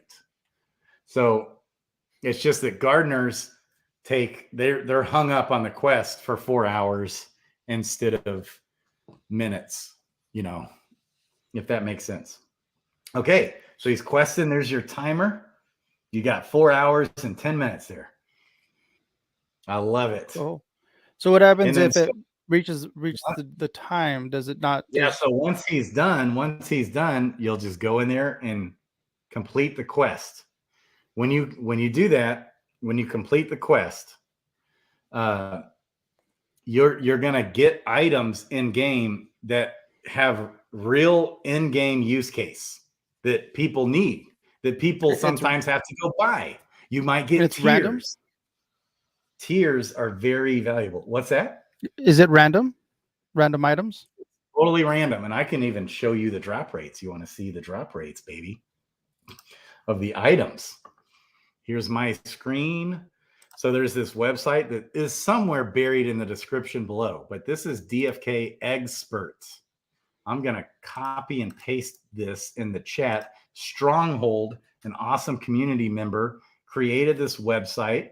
Not getting paid anything. I'm also private chatting this to you. Paste.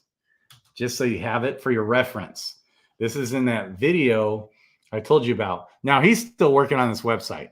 And, so it's a little bit, but he's created all these different infographics on the game. So this is a visual gene mutation summoning guide right here. Okay. For visual traits. So the heroes have traits. Okay. This is the profession chart by hero class. Okay. And this tells you all the best heroes with their profession questing that you just did. You just did a gardening quest. So the gardeners here, these are the best gardeners. And okay. And I'll explain what makes them the best gardeners. Yeah, the monk is down here. He's got 110, which is 110. So hold on, scroll back up. What number? What does that number mean? Let me tell you what it means. Growth so gardening, there's 3 factors in a quest. First of all, okay, a hero. Let me look at real quick. Okay. This one's a little more complex. This is the drop rates. Okay. We're going to get into a lot of different things here. Leveling chart. Okay. Man, you got see. This is what's awesome about the community is that somebody from the community didn't get paid to do this. They invested hours and hours to build this up for the people to use. That's right. For everybody to use for free. They're not. This person's not even charging you to use it, right? No. Stronghold's not making a dime. Yeah, exactly. Mm-hmm. He's and in fact, it's a negative for him because he's got to actually pay for the domain. He's got to host it. He's got to host it. Yeah. It's an amazing community. Amazing, amazing, amazing community. So, okay. So when you did that quest for gardening, okay, you have your profession gene, which is highlighted in green. He's a gardener. You always want to follow the profession, pretty much always, for several different reasons. Okay, but just know you always want to follow the profession. You never want to, generally speaking, never want to quest the hero outside of their profession. Okay. And the all the profession's heroes in red, right? Well, no, not on this. I'm joking. It's in green. It's in green. Yeah. Okay. So then you have your profession gene. Then you have your profession stat.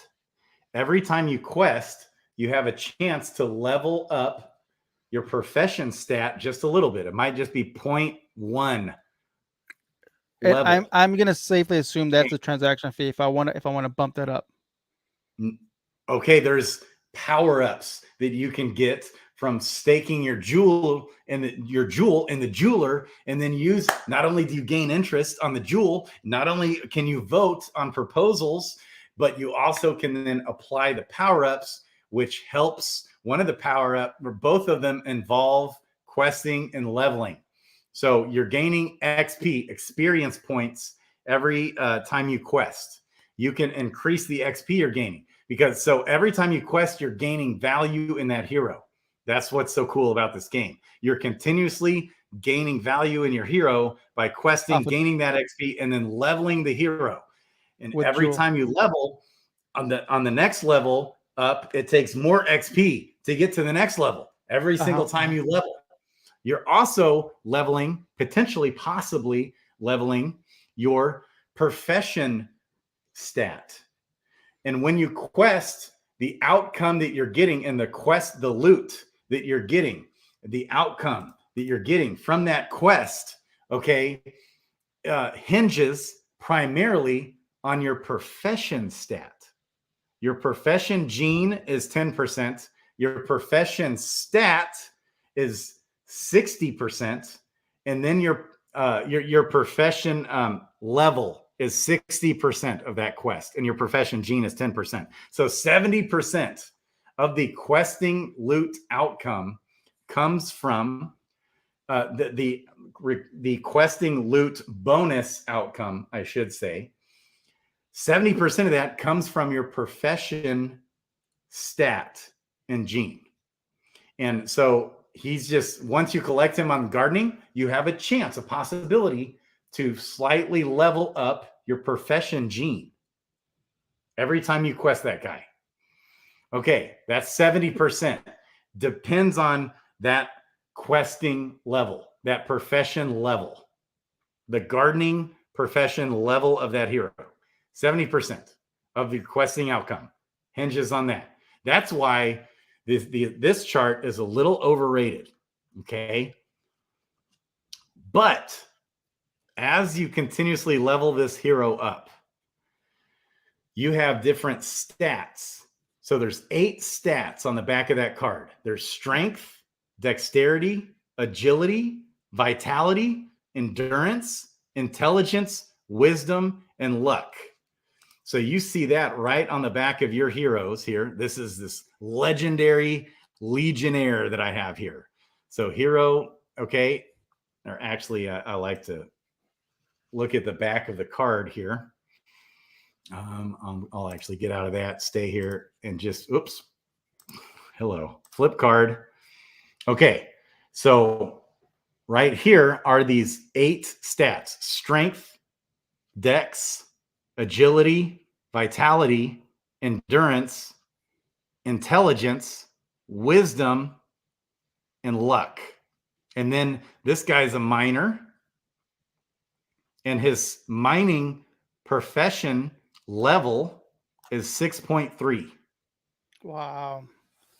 Okay, now right now this level is pretty much capped out at like 22. But just to get to 20 is very difficult. Let's see where this guy, this rare legionnaire. I'm going to explain what the different rarity means, but that's like one of the most important things. It's the rarity. You just got a common, but that's okay. That's okay. So his mining stat level is at 9.5. Okay, so both these guys are miners, and legionnaires, and they're Gen Zeros. These guys are really valuable. So you know how I told you there's only ever going to be 2,000 pieces of land in the game? Yep. Okay, there's only ever going to be 250 generation 0 for each hero basic class. And I'll go over the classes of the heroes here in a minute as well. And so there's only basic class Gen 0 heroes. There's only ever going to be 250 ever. And they can do an infinity amount of summons. So they can summon. That's pretty cool. Yes. And these are really right now kind of the most valuable asset in the game outside of land, but land is speculative. These guys are money-making machines. You can rent out your summons. And how do you rent out your summons? You got a Gen 0 hero paired with another Gen 0 hero. Okay, they summon together. They'll make a Gen 1 10 out of 10. So Generation 1, 10 out of 10 summons. You get 10 out, and those are also very good to have, valuable. Okay, because it's the cheapest to summon. The lower the generation, the cheaper it is to summon with those heroes. Well, that's a whole nother conversation as well. Okay, so this stat, this gene accounts for 10% of the questing outcome. This stat accounts for 60%, totaling 70% right there. Then the other 30% outcome comes from the mining quest stats, which in this case, miners, it's strength and endurance. Those are the two stats that are factored for miners. So the Legionnaire is one of the best miners in the game. What makes them one of the best miners in the game? Well, because, or actually, I'll just come right back here. When you click on this arrow, the growth arrow, every time you level the hero. So right now, this guy, he's not very high. He's only level 4. Well, you can level your hero all the way up to level 20 right now. It's capped at 20 currently, temporarily. Then he's going to open the cap and make it where we can level our heroes all the way up to level 30. And that will stop at level 100. So the max level will be level 100, and it will take years before we have anybody at level 100. But just to get to level 10 takes months and months and months and like a year of questing. Just to get to level 10 takes like a year of questing this guy. Okay, that's why we got bots going. I can help you get bots out. I help everybody get into everything, all the alpha in this game. Okay, so he's only level 4, which is okay. And then once he hits level 5, he will get 7 automatic stat points, random, because he's legendary. So every 5 levels, a legendary hero gets a +7 bonus stat points. Okay. And every single time this guy levels, when you click this arrow, there's a roll. It does a roll for each stat. For each stat, it goes through and it does a roll. For strength, and it either hits or misses. Total random on the blockchain. Totally random. So for strength, a Legionnaire specifically, and this Legionnaire has a 75% chance to hit.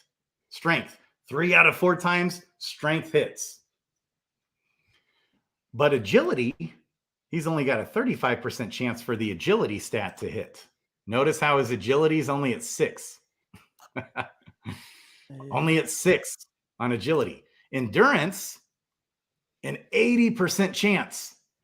So, whoa, that's phenomenal. You've got 2 stats within the same profession lining up here. We got a 75% chance for strength and an 80% chance for endurance. Add those 2 together. What do you get, baby? What do you get? 80% chance plus 75% chance. You got your Legionnaire. Whoop. Oopsie daisy. X. You got your Legionnaire. So right here we have mining, strength plus endurance.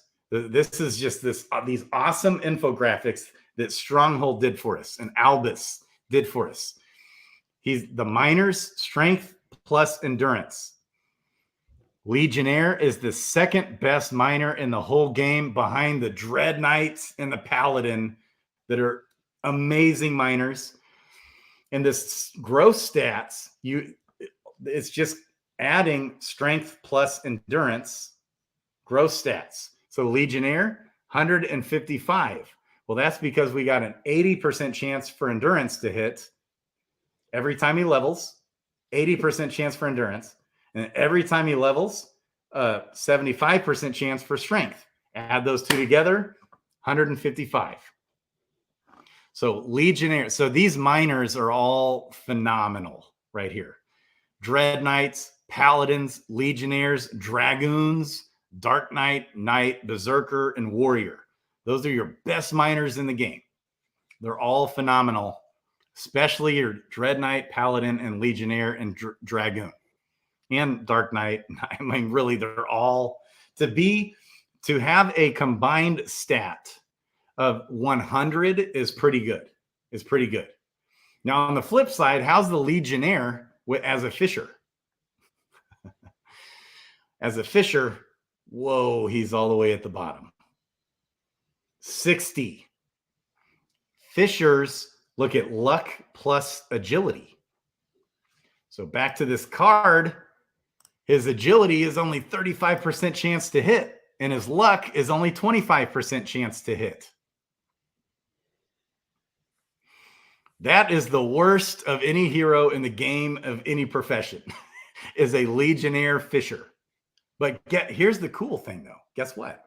If you happen to get a Legionnaire fisher, 70% still of the questing outcome is impacted from the profession level, which has nothing to do with the stats. The profession level has nothing to do with the stats.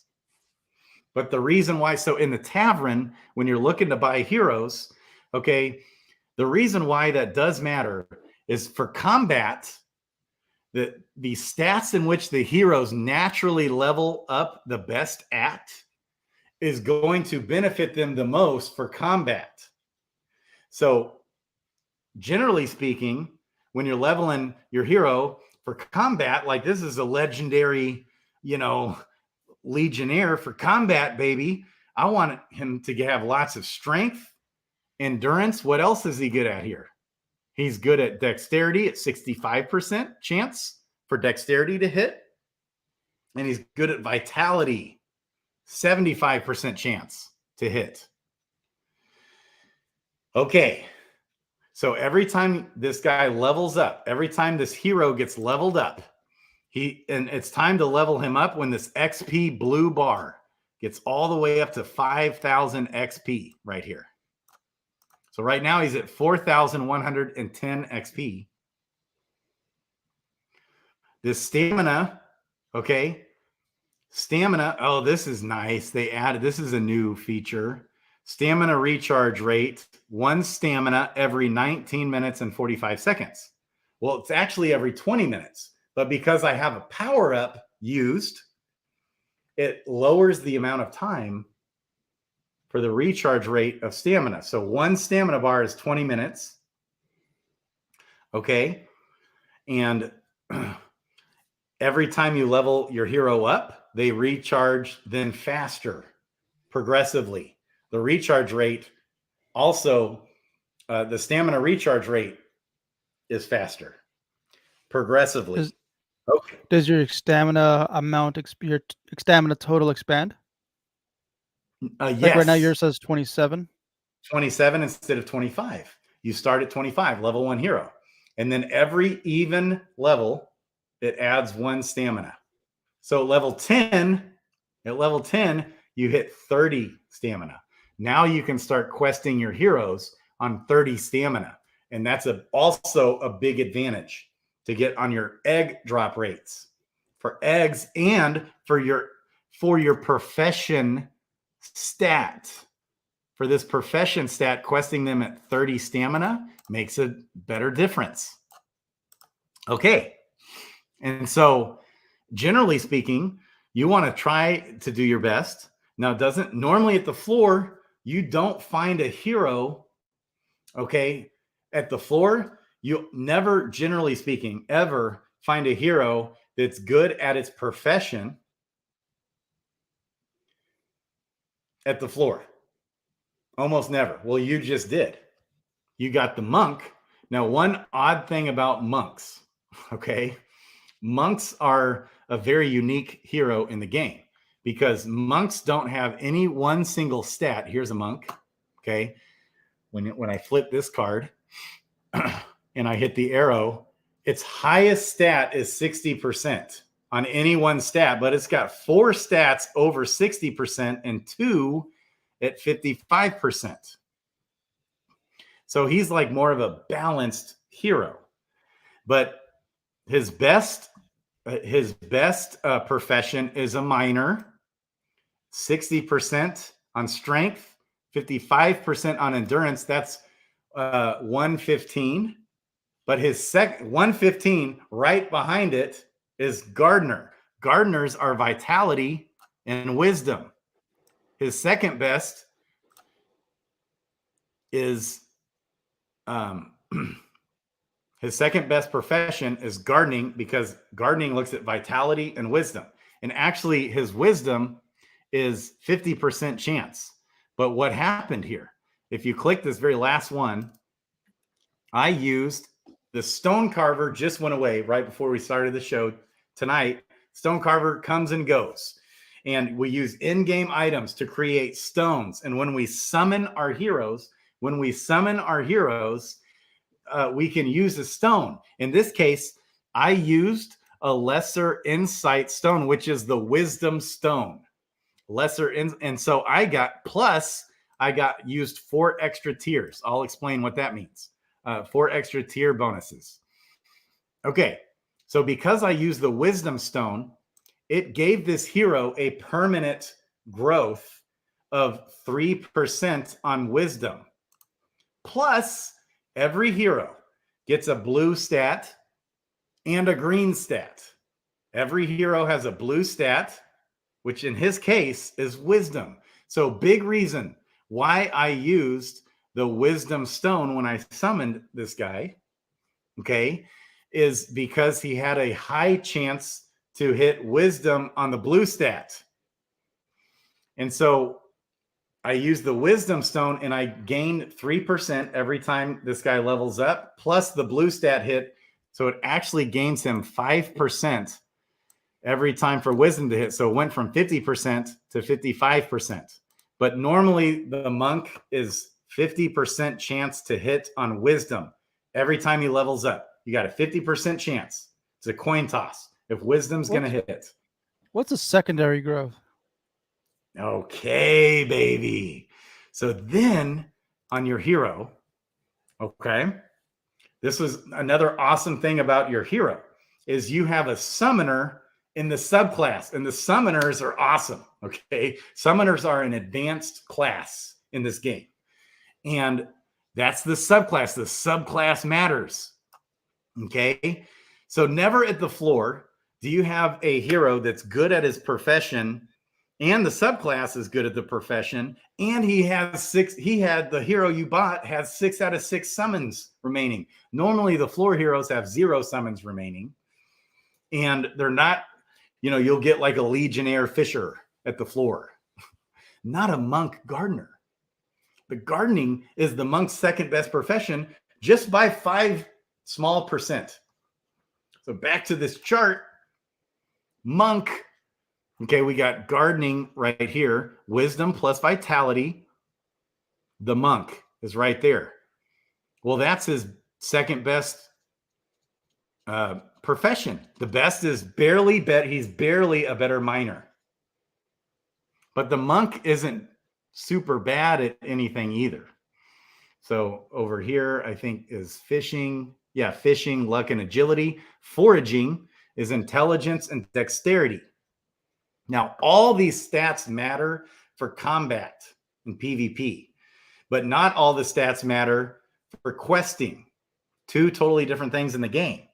But if you can get a hero that's going to be good at questing his quest, and which means that he'll be good at combat, you'll be able to focus on the stats, and those 2 things will align. So it matters the profession matters a lot in this game. And you probably got all kinds of amazing comments by all these OGs in the game here. I love it. All kinds of stuff going on. Okay. So, okay. So then you've got the subclass. So you take all these percentages in the main class, divide it by 4. And that's what the subclass gets. So on leveling, when leveling your hero, the monk has a 60% chance to hit on agility. Okay, 55% chance to hit on endurance, 55% chance to hit on wisdom, 60% chance on strength. Okay, and it either hits or it doesn't hit. And it's 1 stat point every time you level. And it does a roll. It does this roll through the main class on all 8 stats. And they either hit it or miss it. And it's 1 or 0. You either hit it or you don't. Then it does a whole nother roll again based off the subclass. Okay, so it goes through, does a roll, and then it does another roll on each stat on the subclass. But the subclass only counts for 25% of what it is in the main class. So in your case, is the summoner a good gardener? Let's take a look. Gardening. Sage is the best. Oop, I hate it when I do that. Sage is your best gardener in the game. Second best right behind him is the paladin. Look at the third best gardener in the entire game. Summoner, baby. Even better than the Dread Knight gardener. The Dread Knight is the only exalted class. So here, I'm going to come through and show you all the hero classes. I started doing this earlier. There's a hero class. Okay. So here's your hero classes. At the bottom, you have all the basic heroes. You see that okay? More or less, yeah, I can see it. Okay, maybe I'll zoom in one more.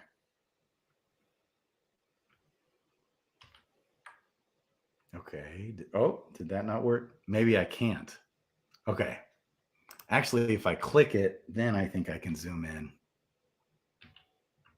No, I can't. Okay. That's not. Okay. So these are the hero classes. Actually, it did let me zoom in. Okay. So at the bottom of this summoning tree, yes, Arcade, I love you. Yeah, 2x this thing. This is more for beginners in the game. More for beginners, baby. I love it. So they're all used to me dropping all the advanced, super advanced alpha. But the beginner, yeah, normally I'm a rookie. I'm still learning. Yeah, they're going to be so lost, and it takes months to really get it. Okay, so all across the bottom, okay, if you look at just your first 8 heroes across the bottom, your first 8 heroes. Oh, actually, that's a weird. This is like, weird.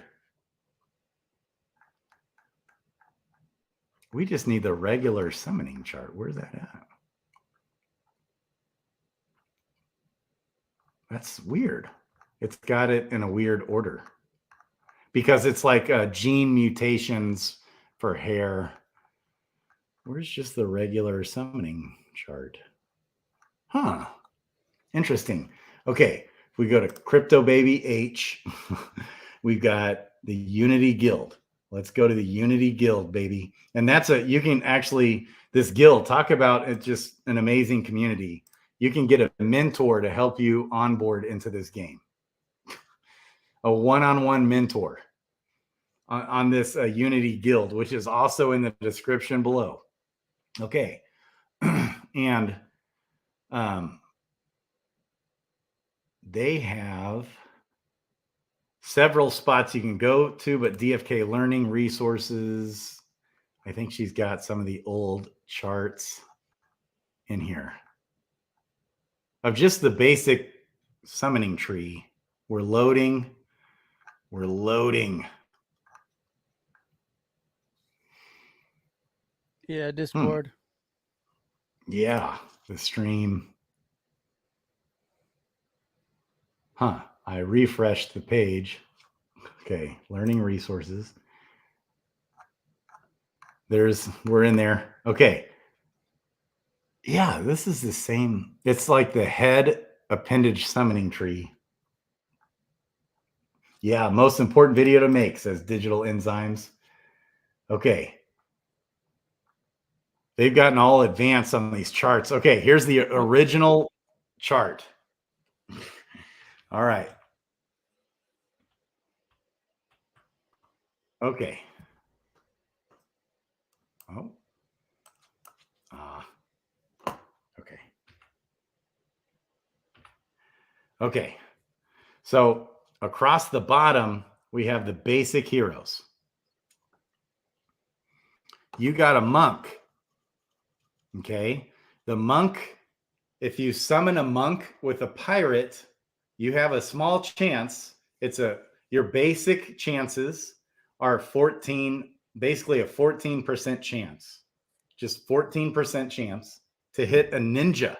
You can mutate into a ninja. But in some cases, depending on your recessive genes, genetics, we get into genetics in this game, baby. In some cases, you can even get as high as, like, I've seen a 28% chance, like a 22, 23, 24% chance possibly to hit a ninja. Okay. This is the advanced class. And that's always the goal. And the advanced class guys when they're born, all these heroes start out with a certain number of stats when you're born based off your class. And the green stat, so the blue stat gives you a 2% chance to hit on that stat on the main class and a 4% chance on the subclass. The green stat just gives you 2 stat points right when they're born. That's it. Nothing else ever matters on the green stat. Doesn't make too much of a difference, except when you can combine a blue stat with a stone and then have a subclass match it well. That's phenomenal on the leveling for that particular stat. That's more advanced. But for basics, all these hero classes start out with a certain number of stat points, which is on expert. Okay, they all start out with a certain number of stats, and the stat number they start out with, it is largely kind of follows how good they are at naturally leveling that stat. Okay. And they all start out though with the same amount of stats, and they all add up to the same amount of total percentage. So all your basic classes have the same total percentage chances of leveling up all the stats, but they're all different. Like the wizard has an 80% chance for wisdom and an 80% chance for intelligence, but a pirate has a 20% chance for wisdom and a 20% chance for intelligence. Not the sharpest stick in the woodpile, the pirate, but if you add up all those percentage chances for all 8 stats, they add up to the same amount for all the basic classes. Then on the advanced classes, which is the paladin, the dark knight, the ninja, and the summoner. And then also, if we zoom back out a little bit, so these were our original 8 basic class. This was the original Serendale tree right here, baby. Okay. And they get a little bit more stats and a little bit higher percentage total chance for all the stats. And then we have the elite class, which is the sage, the dragoon, and the spellbow, which there's another tree being built out over here. If I zoom back out. Okay. And this is an old chart. So when they launched Crystalvale, which you're on right now, they added 2 new Gen 0 heroes, 250 seers, 250 berserkers. Now that they just launched on Clayton just a couple months ago, they added 2 more basic hero classes, which is the Legionnaire and the Scholar. The Legionnaire and the Scholar, They make a bard, which is like a magic using a bard. Okay. And the bard teams up with the shapeshifter. The bard and the shapeshifter, which are advanced class heroes, combine to make an elite class spellbow. The wizard and priest combine together and make a summoner. The monk and the pirate combine together. And you, again, all these are 14% chance. You got a 14% chance, generally speaking, to hit a ninja. Bro, I had no idea, man. I am mind blown. I'm hearing you. I'm just like, this is insane. What the heck? And I know that I'm just still just only touching the surface. This is entry video, and I'm just like, what the heck? Oh my it's god, nuts, this is crazy, dude! It's so fun nuts. to dive into this. Oh my gosh! So I got About Life podcast, who was in the chat earlier. I don't know if he's still here, but he came on for did a 3-hour show, just like we're doing right now. Okay, and he was already sort of into the game, but he hardly knew anything.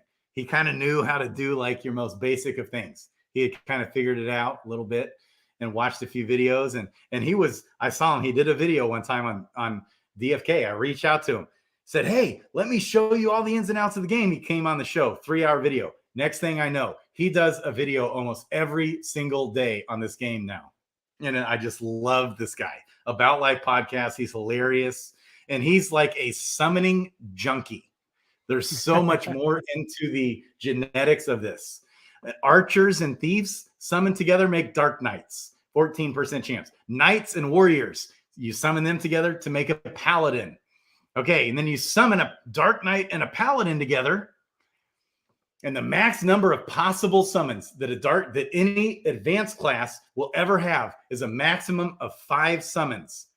Maximum of 5 summons you can't have. So if you summon a hero together with 10 summons and another hero with 10 summons, that baby is going to have 9 summons.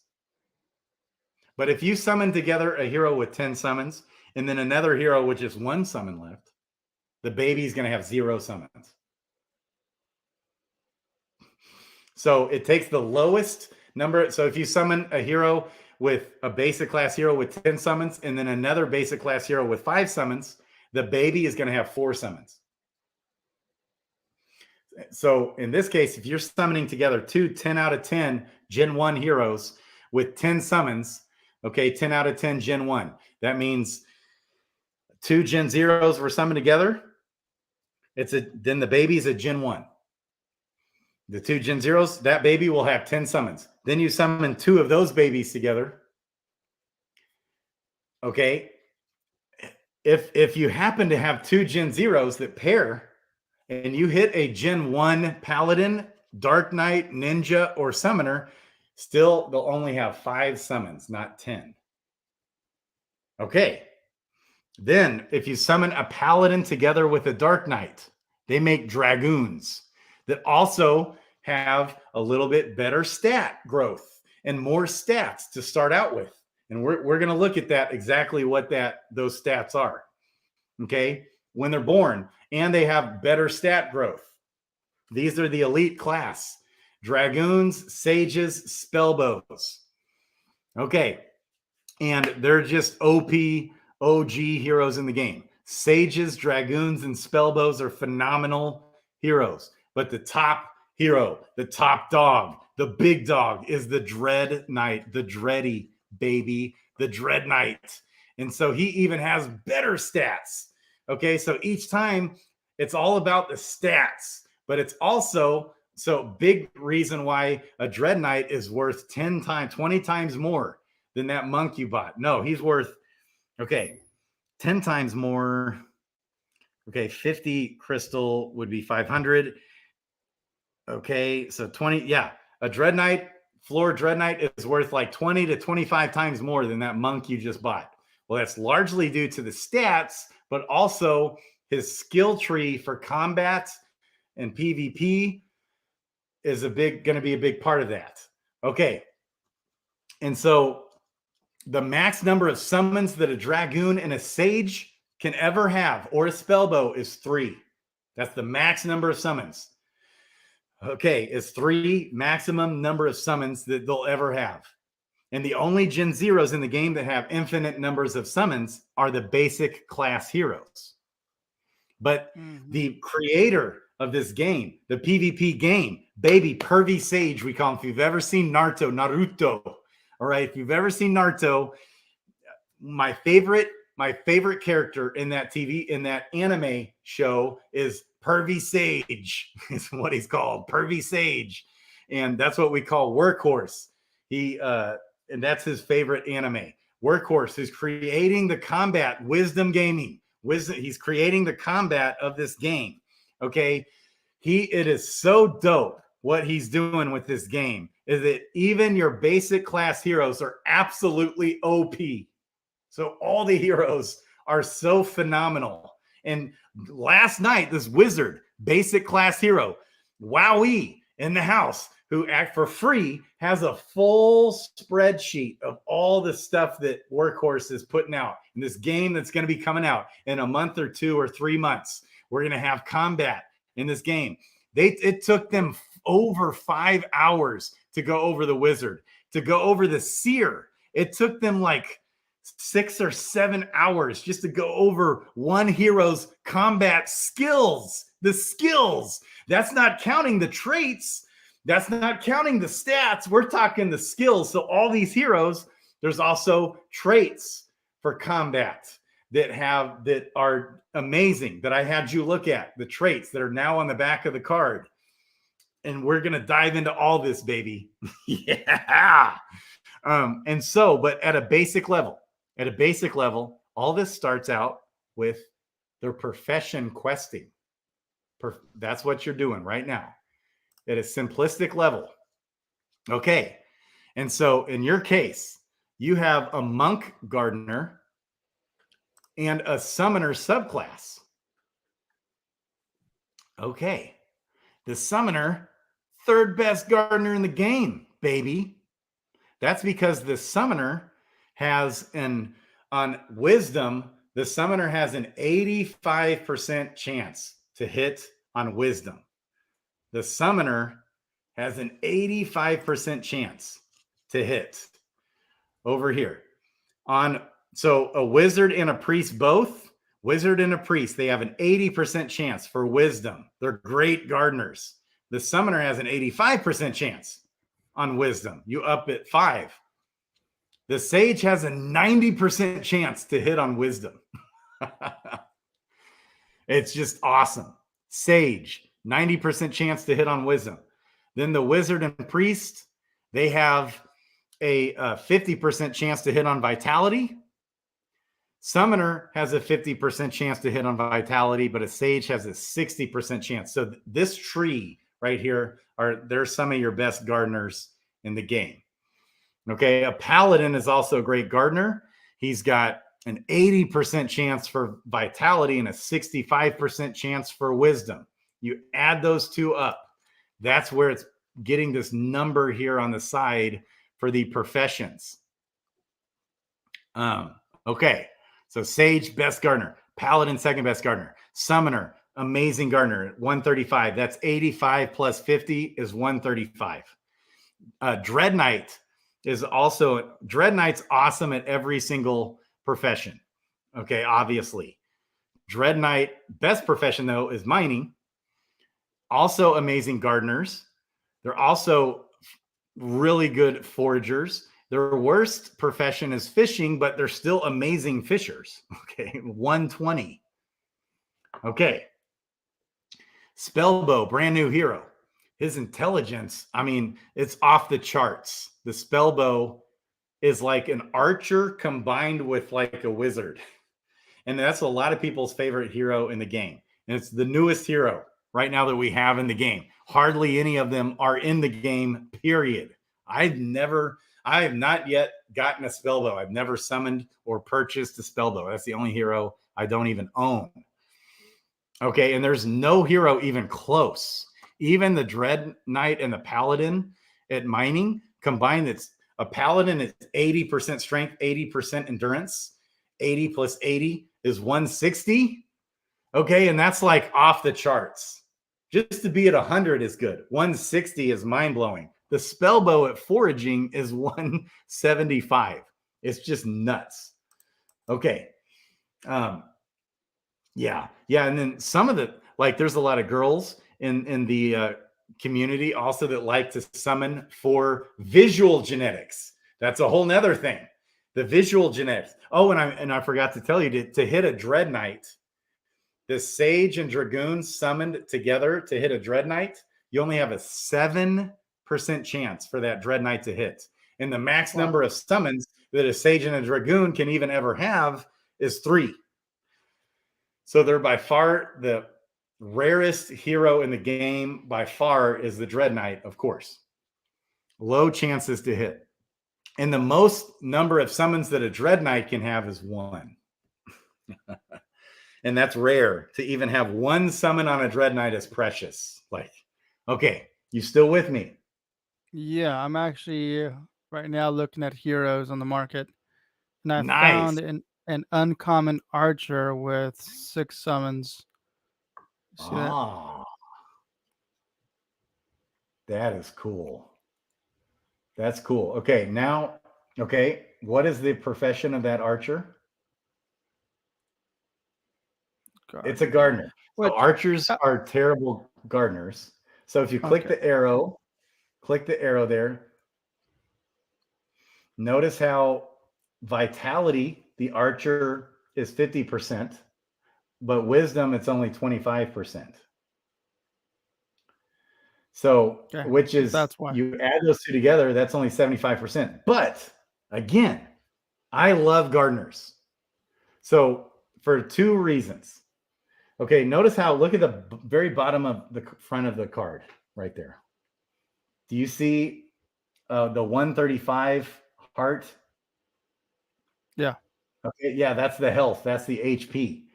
The growth of the HP is solely based on, it's a coin flip. You can have a big hit for HP, a middle hit, or a bad hit. Okay, but the stat of vitality is the only stat that matters for HP growth. That's why I love gardeners. And then the other stat on the other side of the bottom of the card is mana growth. Okay, and that growth is based off intelligence and wisdom. So that's why I love gardeners, because you're pounding the vitality and wisdom when you're leveling those bad boys, adding to your growth of HP and mana. That's why I love even archer gardeners. I love them. And I think they're actually the worst gardener. Yes, they are the worst gardener in the game. But I don't care. I love gardeners. So I got lots of archer gardeners. Lots of them. And the uncommon, every 5, when the hero's born, the uncommon gets 2 extra stat points. And then at level 5, 2 more extra stat points. Level 10, 2 more extra stat points. Okay, for an uncommon. That's what makes the rarity of the card valuable, is the stat points.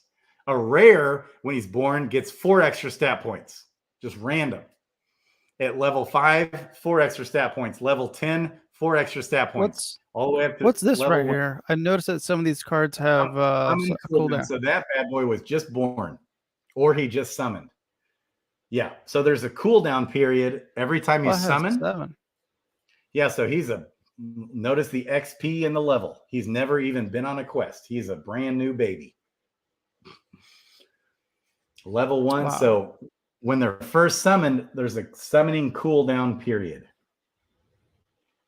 So did somebody put this on the market, or was it just randomly placed here? Yep. Nope. Someone put it there, and you can list you could turn around and list your monk for sale in the tavern. And when you sell it, there's a fee of 3.75% fee, which is small, but that fee, at all this tavern fees add up. That's also another thing that goes to the jeweler, that goes to the gardening quest fund, and it goes to the team and is burned. So 5% of all the crystal used for summoning, for on these purchases, to like on that purchase, you just bought that monk, of that fee, of that 50 crystal you just used, or whatever it was, 48 crystal, 5% of that burned out of existence. Then about close to 50% of that goes to the team. And that is also split up. So part of it actually just goes to the team. Part of that goes to different funds that they use to help the community or different things they're doing. It's, I want to say somewhere around 15 to 20% actually goes to the team to pay, you know, the team. Okay. And then a chunk of 15% goes to the jeweler to reward the jewel holders. 30% goes to the quest fund for your gardening that you're doing right now goes to the quest fund of all the in-game fees. So yeah, so looking at those, this one's ready to be leveled up. Yeah, it sure is. So the question is, why didn't the player level him up? Because so that hero was actually dark summoned. What? Okay, there's two different ways to summon. When you dark summon two heroes together, they die. You're burning the heroes out of existence. Is that what that blood is right there? That's what that badge is. Yep. But there's benefits to dark summoning. Now, not a ton of benefit, but enough benefit to make it oftentimes well worth it. It's a rarity bonus benefit, potential for rarity, better rarity. And if you're summoning two heroes together, it takes the average level between the two and you can just level him right up. So if you summon two heroes together that are both level 10 heroes, then you can then take that dark summoned hero and level him right up to level 10.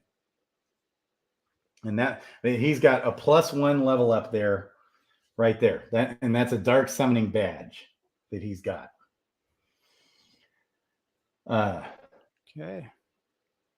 And also, if you dark summon heroes with remaining summons, you can use those summons in the dark summon to even more increase your rarity chances. I love this. I love this. I love all the people in the chat, man. At the floor level, I do not care about profession stats. I just put them to work anyways. That's right. Because 70% depends on the profession stat, not on getting that archer gardener, even though, yes, he's the worst gardener in the game, but at this level, it doesn't even hardly matter that much. But it does matter. It still matters. Where it really starts mattering on your questing outcome is when you have higher levels. Then those stats play a massive, massive role as you just keep leveling up those stats. Okay. And your loot outcome that you get is drastically impacted at the real high levels where those stats really come into play. But at first, like for you, I love those archer gardeners. I'll take them all day long, baby. Love this looks good. 3.3 mining. Okay. Pricey. It's pricey. Yeah. So what I've been doing, this is where my eyes like leading to. I'm automatically looking at the amount of summons available. That's the first thing I'm looking at. Why? I don't know. It just looks like it's something that is a precious commodity in the card, and it's only a limited supply within the card. So that's automatically what I'm looking at. So obviously, in comparison to this one's already been used somewhat. This one's has not been used, and so I'm looking at this, and then I'll look at the rest of the details, flip the card over, and see the mining. I still don't quite understand the numbers here because I've seen some other cards where it'll have the green bar, right, or the green outline, but I'll have 0 here, and like in Fortune, I'll have 3.3. It's like that doesn't make sense. That's because whoever owned that hero was questing him outside of his profession. So You can still send a miner. Oh. You can still send him foraging. Okay. But the difference Oh. is the stamina used. If you do that, like if you send that miner, if you send him foraging, a regular forager will get it's 5 stamina per quest attempt for a forager. But if you're not following the profession, it's 7. So he only gets, generally speaking, 3 quest attempts versus 5 quest attempts for the same amount of stamina. And the loot bonus, which I can show you here back on my screen right here on Expert. Let's look at these loot drop rates.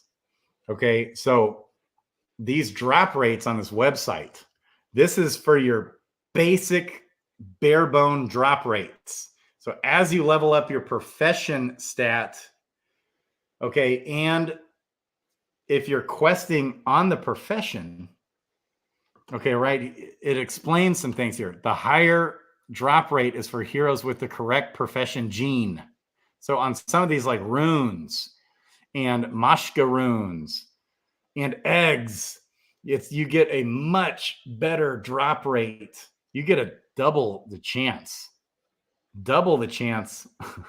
for eggs chance drop rates if you're questing according to the profession.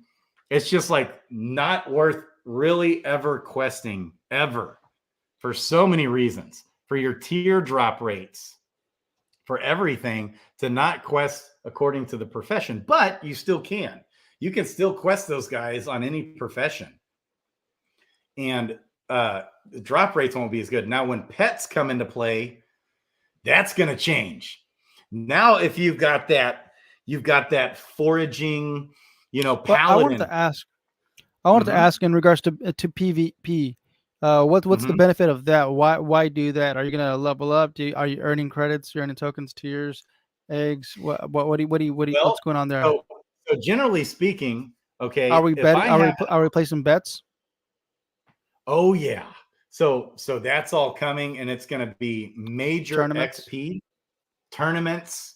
There's going to be an entry fee to play, and then just like right now with duels, you can go do duels, and it's an entry fee of, you can do like 10 crystal. You put in a team, and you duel with another guy. Now it's all automated for you. That's where combat will come in, and actually where you're interacting more. And there is already another game called Fight Club, which is amazing with this game. And it's like chess level of strategy with Fight Club, third-party dev. It's amazing. I could show you that. That's a whole nother video. Okay, with Fight Club. I'll let you get the screen back. Okay, so the reason why that matters, though, to answer your question, is archers who are bad gardeners. Right. So generally speaking, you want to be pounding vitality as your guaranteed. Okay. Also, something I forgot to finish earlier. When you level your heroes, it rolls through each stat for both the main class and the subclass. Then on top of that, let's see if I've got a hero to level. I probably do. On top of that, you have Gaia's Grace, or Gaia's blessing, or whatever. So to level up, you come to the meditation circle. All right. And I love the music. Let's turn on the music. I love the Zen, baby. The Zen music. The composer, Sam.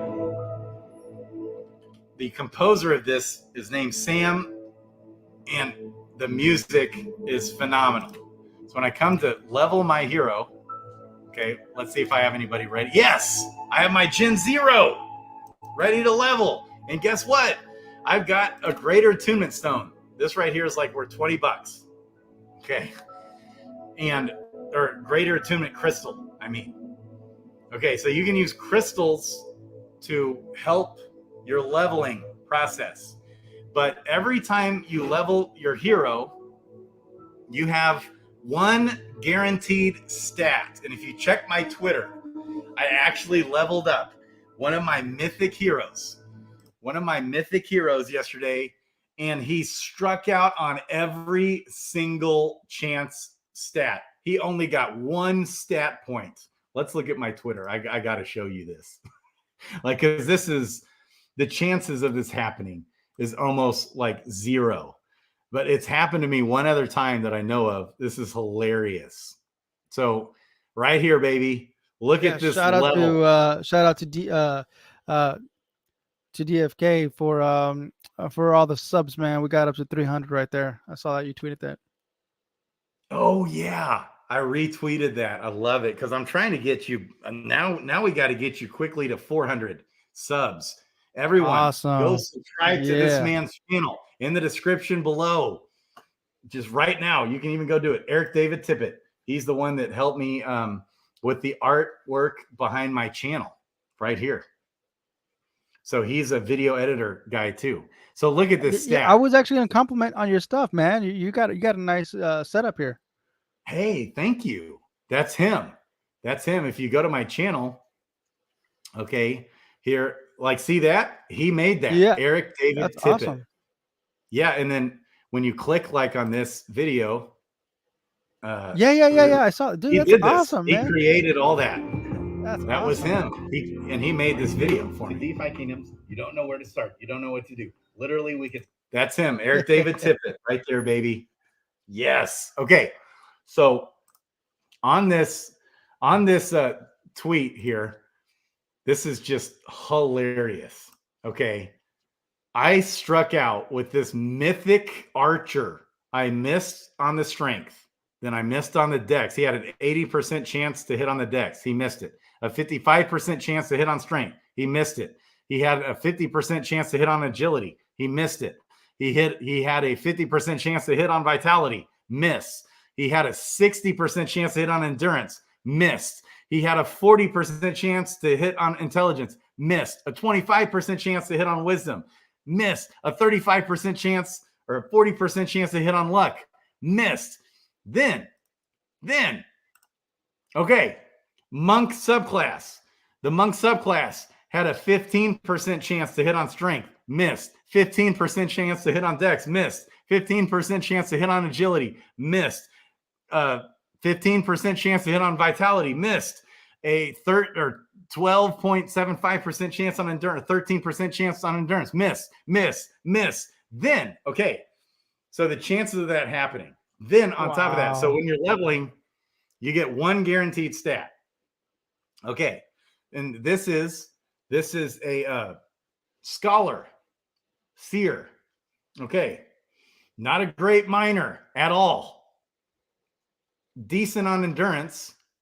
I'll go ahead and in the early stages, there's a lot of debate on how to best level your hero. I love it. It's like I'm a big contrarian guy in this, but at the early stages of the hero's life, I like to hit on the stat in which they naturally best level naturally on their and follow their profession, so they quest a little better, which will have it basically over time his questing loot outcome.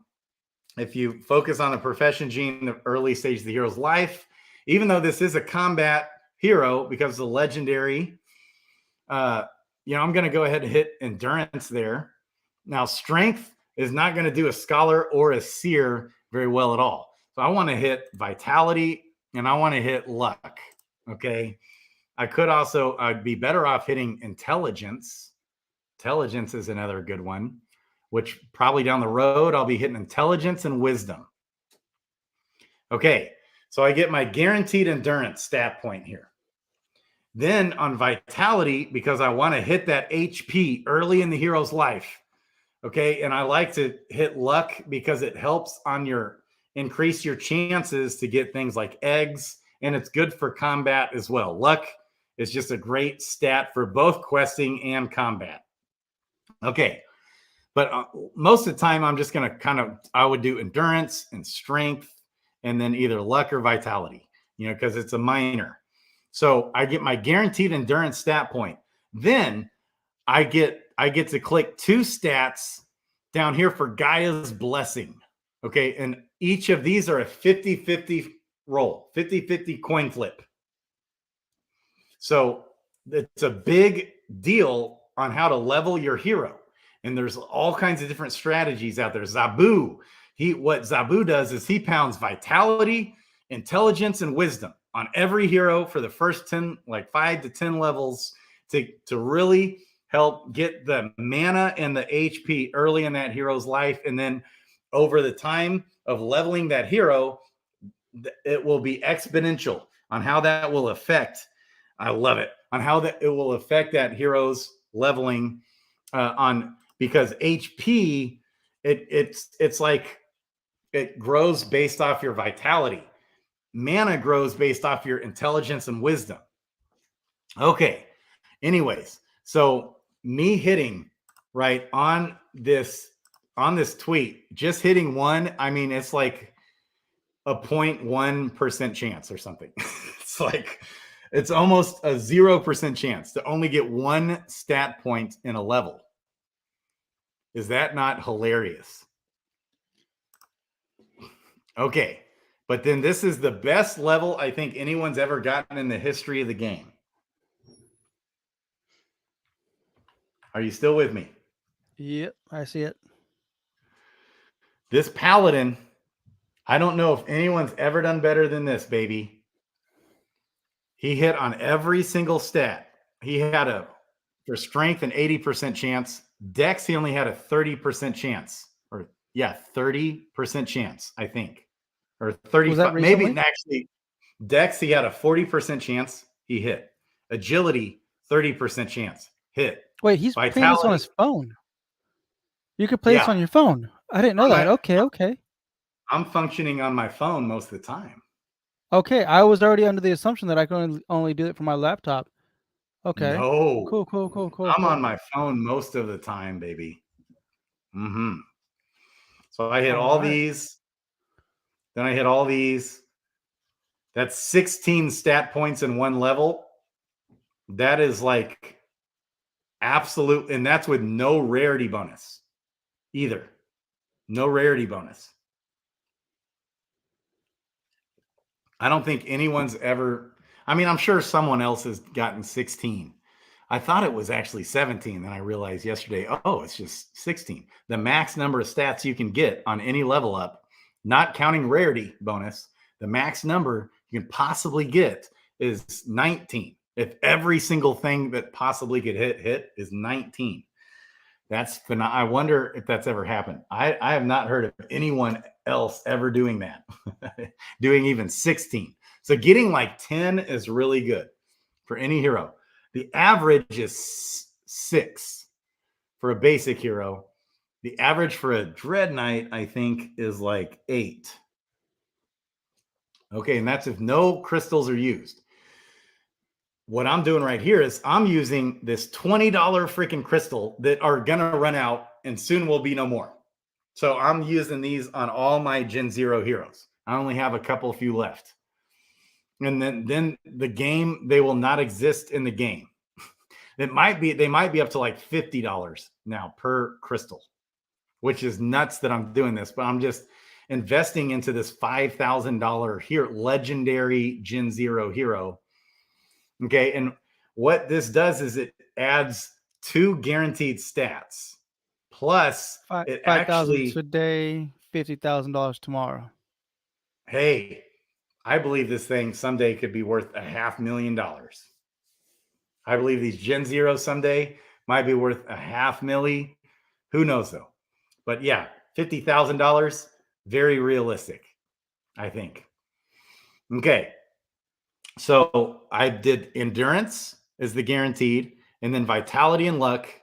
And then later on, after this hero hits like level 10, I'll still be pounding vitality, but I'll be focusing primarily on intelligence and wisdom.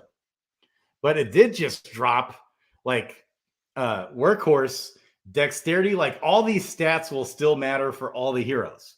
But the stats that will most benefit a scholar for combat, the top stats here is intelligence, wisdom, and then vitality and endurance are tied for third. And then actually luck. Luck is the hardest. Hardly any hero in the whole game is good with luck. Okay, which is interesting. So this is going to give me 2 extra random stat points, plus actually increased on those 2 stat points it gives me. It's also going to increase permanently the primary stat growth of each of those stats by 1% and the secondary stat growth by 2% down here. Okay. So we begin that we can now do these. Oops. Hello, cancel. Okay. Now if I do deferred fee, this we can actually tap into our locked crystal now as well, which is cool. It helps the burning rate of the crystal. Okay. So begin the level up. I'm leveling this guy up because it's level 3 and it has 4,000 XP. Also, up here at top, okay, we haven't hit on this yet. We got the background and we have the element. It's a light background, a city, and it's a female. Male, female, doesn't matter at all in the game that we know of, except visual genetics. Okay. But it doesn't impact summoning or the game that we know of at all. So then there's a little 20-second time period we have to wait when we're leveling this hero. Oh, yeah, I've hit a couple 13s here recently and maybe a 14 even recently. Because it's a minor prime time.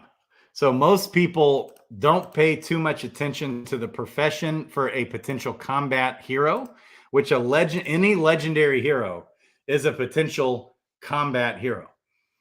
I still like to hit that at the early stages of the hero's life, follow that profession, and because they'll quest better and those stats will still matter as we're finding out. We found out yesterday that Dex is going to really benefit. Yes, a sage and a wizard. Okay, so now check out this level here. I just hit 6 stat points, but plus, I also hit 2 more. Let's see what they were. I'll be able to know this. I hit on agility and I hit on luck. Would have been great if it was a fisher, but that also, so it added 1% chance on the permanent stat growth for luck and agility in the main class, and then 2% in the subclass down here. Okay, you don't even need to know that. No worries. And it took 2 runes were required to level him up as well. You got to have runes, and I had to have a little crystal. Not much. Okay. Which is the in-game power token that you bought some of. You bought some of that crystal. All right. So back to you. Wow. Nice. I know it, man. I know it. My monk. So yeah, the exciting thing is that I can actually play this on my phone now. I didn't know that. I was like, okay, so I'm going to leave this game here on my computer. I'm going to go to work, and then I'm only going to be able to play it maybe twice a day coming back home, in the afternoons. Yep. But dude, I'm going to be taking bathroom breaks at work. I'm playing DFK. Yeah. It's like, gotta quest those heroes, baby. You got to go quest them. You can't let precious minutes and seconds go by with that stamina being full and him not questing, baby. I love it. So I'm actually going to be putting a timer on so I know when to restart the quest. Yeah. Now, if you want to put a little jewel into the jeweler, you can add the power-ups and you'll be making a little interest on the jewel. And so then he'll quest better and faster, or his cooldown time. So in the jeweler,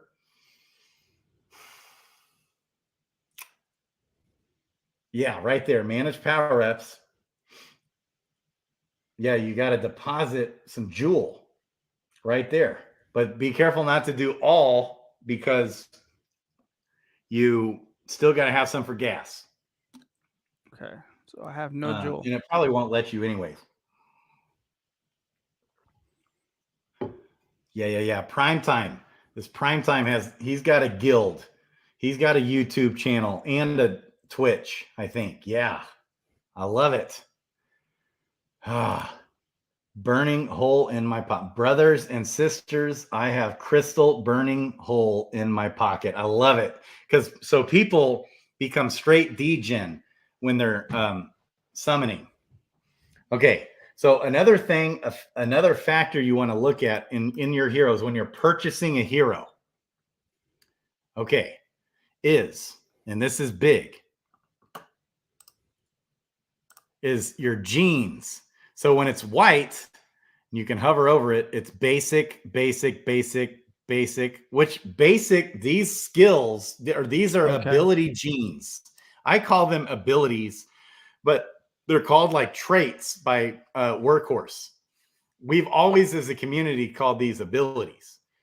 So his active 1 ability is Iron Skin. It's a basic ability. Heal is basic 3, but in the same way, in the exact same way that all of the heroes can mutate into a better class, you have to have a pirate paired with a monk to potentially get a ninja. The ninja's advanced. Okay. In the same way, you can combine a basic 1 ability and a basic 2 ability to get an advanced 1. And it's an advanced ability now with the same percentage chances. And this is like a really, really, really important part of the card. Okay. And then you can combine your advanced 1 and advanced 2 to get an elite ability. And then you can, an elite 1. Then you can combine an elite 1 with an elite 2 to get an exalted ability. So you can like have a dreadnought. I have a few exalted transcendent, also known as abilities, okay, that are huge in combat. One of them is resurrection, second life. Like you die in combat and then you get resurrected. You have a whole nother life in combat. That's how, with 50% health, when on resurrection, they're resurrected with 50% health and on cooldown, but still, your hero just literally died and resurrected again. Okay, so that's the exalted, one of the exalted abilities. So all these matter. So these are basic heroes. I'm going to show you because you're one of these, you know, we're going to find, okay, basic, because they're color coded in the same way and on the back. Got a lot of basic abilities going on here. Here, I'm going to hit, you can actually just hit this, hit the genes, baby. Okay. Notice how it's green right here. Explosion Advanced 3. Okay. Yeah. So this hero has an advanced ability, which is, and could very much be just as important as having an advanced hero mutation. This is how deep this goes. So we got a basic hero, monk. It's common with the priest. Subclass matters big time too for combat. Subclass matters. You got a summoner at the floor in the subclass.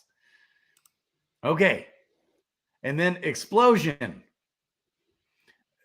That's kind of like having a ninja because it's an advanced ability with the cleanse on top of it. Cleanse is a really good basic ability. So Wowie, who was in the chat earlier, let's see.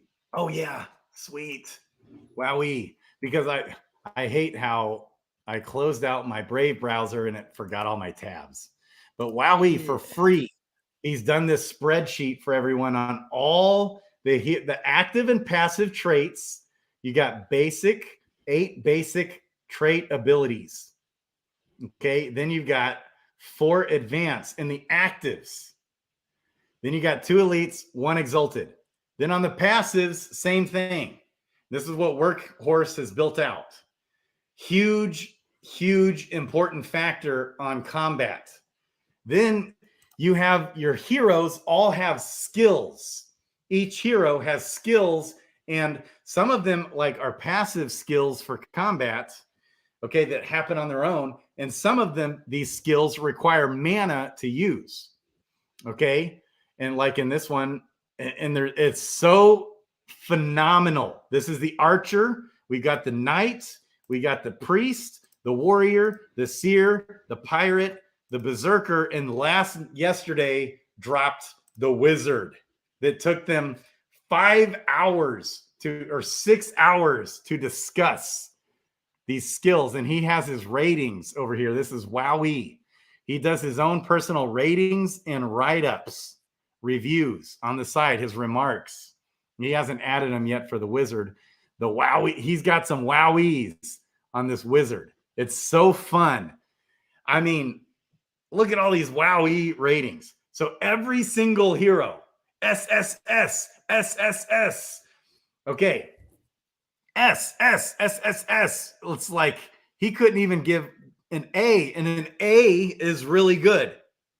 An A is really good. No kidding. Some of these heroes actually do, like, look, he's got an A on this one, A, S, S, S, and then it gets like crazy. Okay. And the archer is actually phenomenal. I bet he ends up he's going to update all of this. But so as they've dropped the alpha about every single hero for PvP esport level combat gaming, it's coming. Okay. For this game, for our heroes, it's coming. So as this alpha gets dropped on each hero, our minds are just blown. We haven't even talked about getting into the lure yet. The background, the write-ups. Oh, I love it. I want to know. I want to know. Yes, that's the stuff that I geek out on. Yeah. Oh man. Yeah. So here, check this guy lure. out. What do you think about this guy? Huh? What do you think about this guy right here? This ninja warrior. Look. I'm looking at this one here. Baby. Well, I like that rare one better. So rare, the one that's rare for 190. Okay, you got 5 out of 5 summons versus 4 out of 4. So the uncommon does have 1 extra summon. Okay, so then flip that card. They're both gardeners. Ninjas are not great gardeners, but they're not horrible gardeners either. And I love gardeners. Okay, now see if any of them have an advanced, not the growth, but the one right in the middle. Yeah, the genes. Okay, so they both have just basic abilities. So I would, in that scenario, now notice how the head appendage, he's got the fallen angel crown. That's with the rare one. Do you see in the green head appendage fallen angel? Okay, so that's actually a mutation for the visuals, which won't matter for combat. At least at first it won't matter. It might someday. But you can see that if you flip the card, those visuals do add value. Okay. And might come into play. So they're both level 1. You also want to look at the level of the hero and the generation. So see, the uncommon is a Gen 3. The rare is a Gen 2. That's a big difference in the summoning. But it's not that big of a deal for advanced heroes. Not that big of a deal there, but it does matter. And because it's cheaper, the lower the generation. Well, this is what I was looking for. I was looking for a ninja to level up alongside with my monk. So when I get to a certain level, I'll be able to merge them. Yeah. No, that's a pirate with a monk, and they create a ninja. A ninja is an advanced class, so you want to search for pirates. Pirate. Yeah. Okay. Wrong Let's one. look for pirates, baby. Reset. Let's look for pirates. Okay, and yeah, you want to make sure you're in the subclass there. That's subclass. So go up. Okay. Yep, that's important. So hit pirate. Yeah, and now hit apply. Now the other thing, you want to try and match up the genetics of the abilities that I was just telling you about. The abilities make such a big difference. DFK all day, prime time. Yeah, RK3. What did I miss something? You solidify my Jade outlook. I know it, right? Today's hype. Yeah, there's some cheap Seer Berserkers and Scholar Legionnaire 10 out of 10s pairs near the floor. Ooh. Ooh. Now, a phenomenal tool. Let me show you something here real quick. If you want to buy a good pair together, one of the best tools in the game is this Adventures in DFK. Neindorf and Raff. This is the guild that I'm also part of. Now, this is actually a paid service, okay? Pretty cheap. Another thing that the jeweler is going to do here soon, whereas you can put in your jewel, stake your jewel, and soon we'll be able to allot our jewel rewards to some of these third-party platforms to use their tools. And we cannot wait for that. So these third-party devs can start making money. But in this tool, you can do here what's called hero matching. Okay, hero matching. And if you could tell me, what is the hero ID number of your monk you just bought? Okay. Let's take a look at that. Pull up that monk. 49,314. 49,314. And that's Jade there next to it. So that means it's Serendale 2.0. Okay, so you actually, this is kind of a bummer that they did this. You have to add, if it's summoned on Serendale, that's the number. If it's summoned on Crystalvale, okay, you start with a 1 and then you add a certain number of zeros. Now in Serendale 2.0 with Jade, you got to start with the number 2. And this is with most. Switch back over to your screen. Most apps. Yeah, I will. Oh, yeah. So with most apps, so in that case, I have to do start with a 2, 7 zeros, 1, 2, 3, 4, 5, 6, 7. And what is that hero ID again? It is 49,314. Okay, 49314. Let me just look for you here. And then what generation is that? 3. A Gen 3 with 6 out of 6. Okay. So we don't really care about the generation. Let me just see.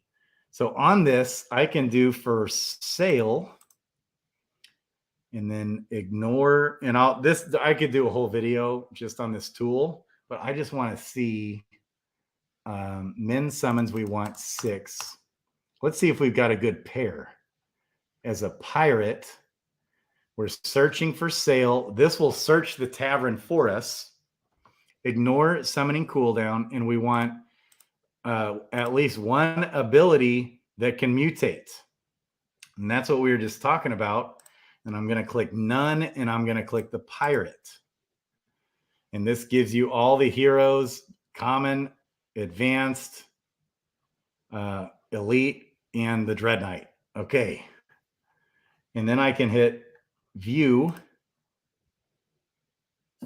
And it's going to show us both realms. Okay, the tavern in both realms.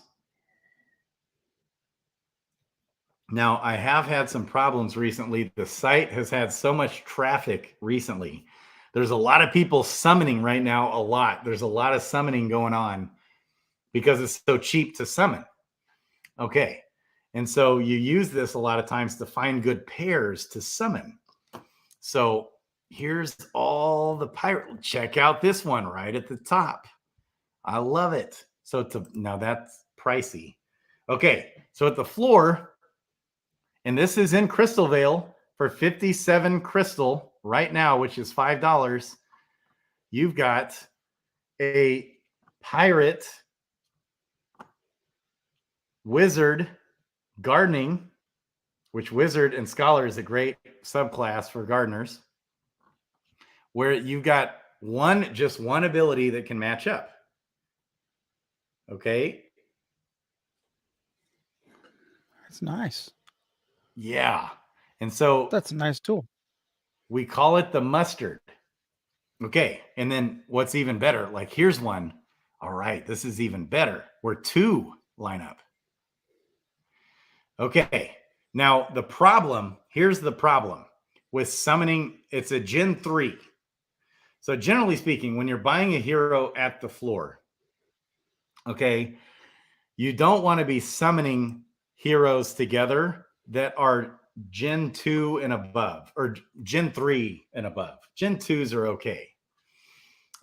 Because the price to summon exponentially goes up. And I'm going to show you a chart on that. So you probably actually aren't going to want to use that monk to summon until way down the road.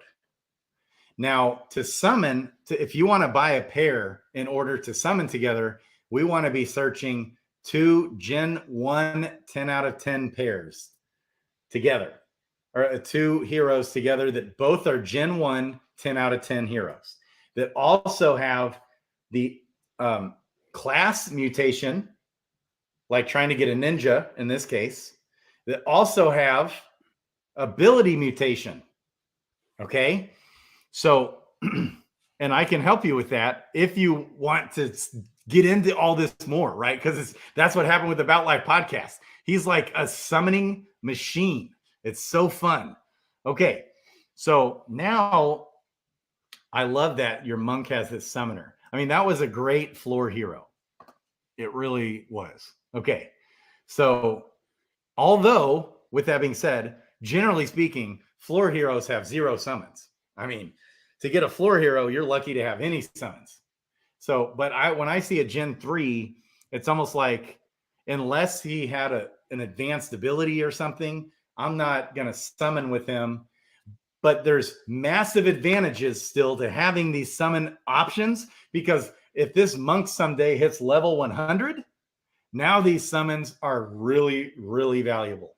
The higher the level, every 5 levels, you can use tier boosts to help your stats of the baby. It's like using stones. Okay. And at level 100, the tier boost is just phenomenal.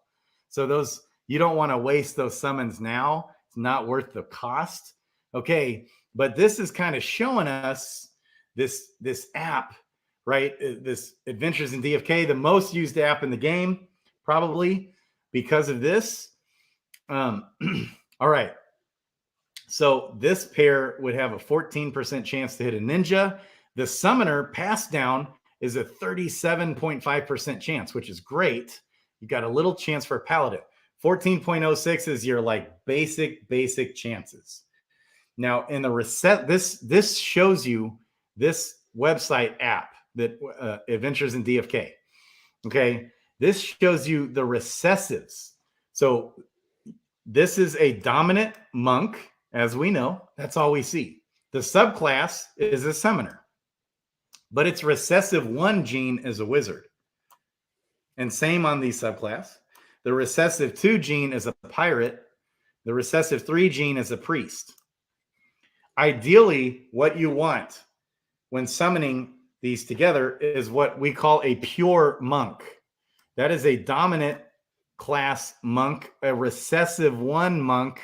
And then, hey, if you can get a recessive 2 monk and even a recessive 3 monk, that is your optimum chances to hit the ninja. And then the pirate, you want a pirate. Okay. Now, a wizard and a priest go together, right? So let's just imagine that if this recessive 2 here was a priest instead of a seer, and you got this recessive 1 for this wizard right here, then you still have a chance for the wizard and the priest to hit a summoner. So you'd have a tiny little chance for a summoner, but your main chance is still a ninja. That's why down here in the subclass, we got this point less than 1% chance to hit a paladin, right? Because in the subclass,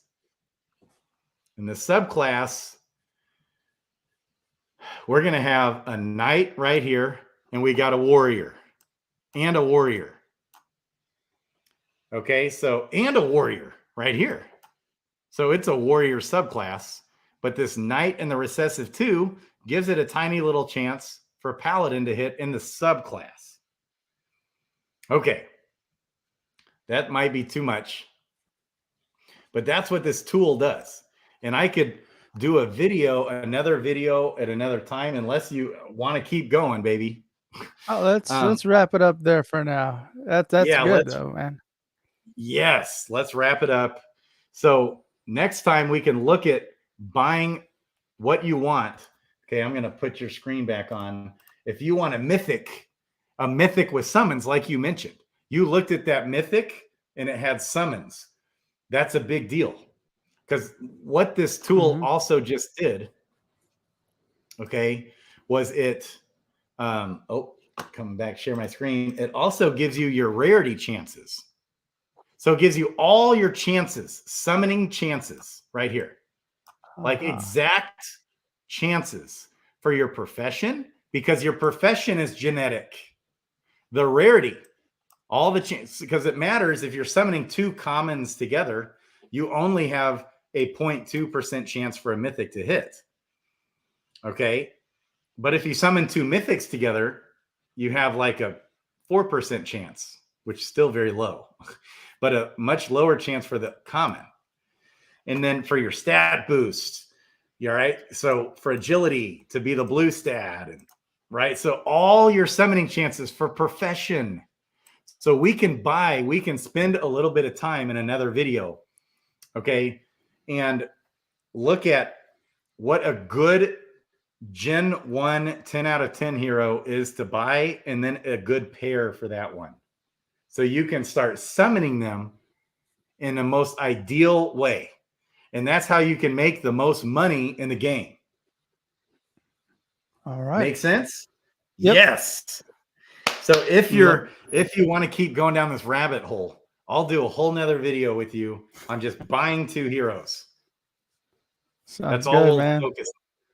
Yeah. All right. Well, thank you for having me on. Thank you for the DFK community for helping out, man. It's always positive out there, so it's great. I'll be hanging out with you guys at Discord. Yeah, and I guess for anyone else that's interested in DeFi Kingdoms, dude, this thing is awesome. Straight up awesome. I mean, isn't it just insane? Yeah, my head's spinning right now. There's a lot of information there, but yeah, it's amazing, man. You're like drinking through a fire hose, because I forgot to tell you, these are your chances for the advanced abilities to hit on that pair. It tells you the exact chances, just like it does to hit on advanced classes. So, I mean, that's what we'll focus on the next video. Buying a pair of heroes that match well together, baby. If you want to keep going down this rabbit hole, now you might be like, I've got a wife and kids, I've got a job, I've got a life. This is way too crazy, but I love the concept. I love the game. I just want to go in the liquidity pools, though. I want to stack that jewel and go into the jeweler. Hey, a lot of people are going to be like, this is too much. Yeah. Yeah. As time goes on, obviously, I think everybody will naturally find their flow and their position within the game. Yeah. So we'll see how things go. Yes, that's right. So everybody, make sure you like and subscribe this guy's channel in the description below. You can if you're interested in crypto news, the newest update that's going on in the community in crypto. We do exclusive interviews, like we just had Grady on last Thursday, and that's we'll be doing that, man. What we do is we like to promote projects out there, and DeFi Kingdoms just blew my mind. I think in the 4 years that I've done this is one of those ones that just is mind blowing. You know, I know. Yeah, and I know that we're 3 hours in, and I know we still only scratched the surface of this. You know, the lore, man, the lore. I'm gonna reach out to you guys in Discord. I want to know the lore. Yes. Okay, I'll share with you on Discord the lore. The write up on the wizard yesterday was like wowzers. But if you go through this game, you can do this on your phone, laying in bed. Okay, you can just go search around. Like if you click on some of those people. Like click on that, on the dragon, on that. Yeah. I mean, you can go on and on and on and on.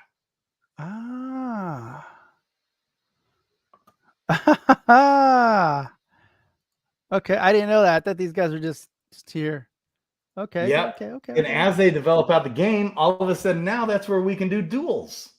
down over there on the lower right-hand side, you know? Yeah. Yeah. So fun. You could even do a duel if you wanted to. But that's another video. It's not that complicated, but I could do, there's so much. Yeah, you're right. So it just depends like how far deep down the rabbit hole you want to go, how much into the game you want to get. But man, the more you look into this, the more mind-blowing it is. And then you think about the team and the tokenomics and all the partnerships and all the up and coming grinding that they've been what you told me that surprises me is that the developers have weekly meetups, weekly AMAs. That's freaking cool, man. That's like the number one thing to have that, to have that constant communication with the community of what's going on, what's the newest development. That's amazing. When is that, by the way? When is that? Every Thursday at 1 Central Time. Okay. Yeah. 1 p.m. Central, which is 2 p.m. Eastern Time. So for you, that is 11 a.m. Pacific Time. And if you go to talk.defykingdoms.com, we go in here, feature requests, and they actually go over this and answer our questions. So we can give them feedback, we can give them suggestions, we can ask questions, Clayton AMA questions, and we can come in here and you can look at some of the other questions that people have asked, and the team in the live AMA actually answers these questions every week. Beautiful, man. Yeah, baby. Okay, man. Are you wiped out?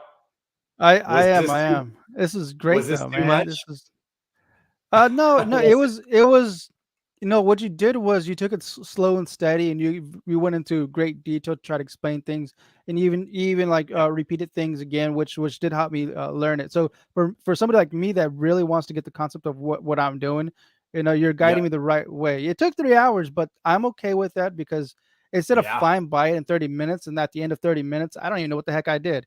No, you explained every single thing, which is great, dude, and I appreciate that. Yeah, and I had to learn everything the hard way.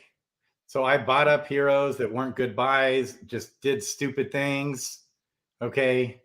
I'll help prevent you from making dumb, boneheaded mistakes and maximize your potential profitability in the game. Big time. Big time. Awesome. Well, thank you. I love you. All right, you guys. Yes. I love you too, man. Okay. Thank you, man. Okay, man. Right.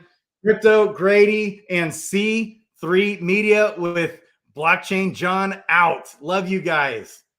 See ya.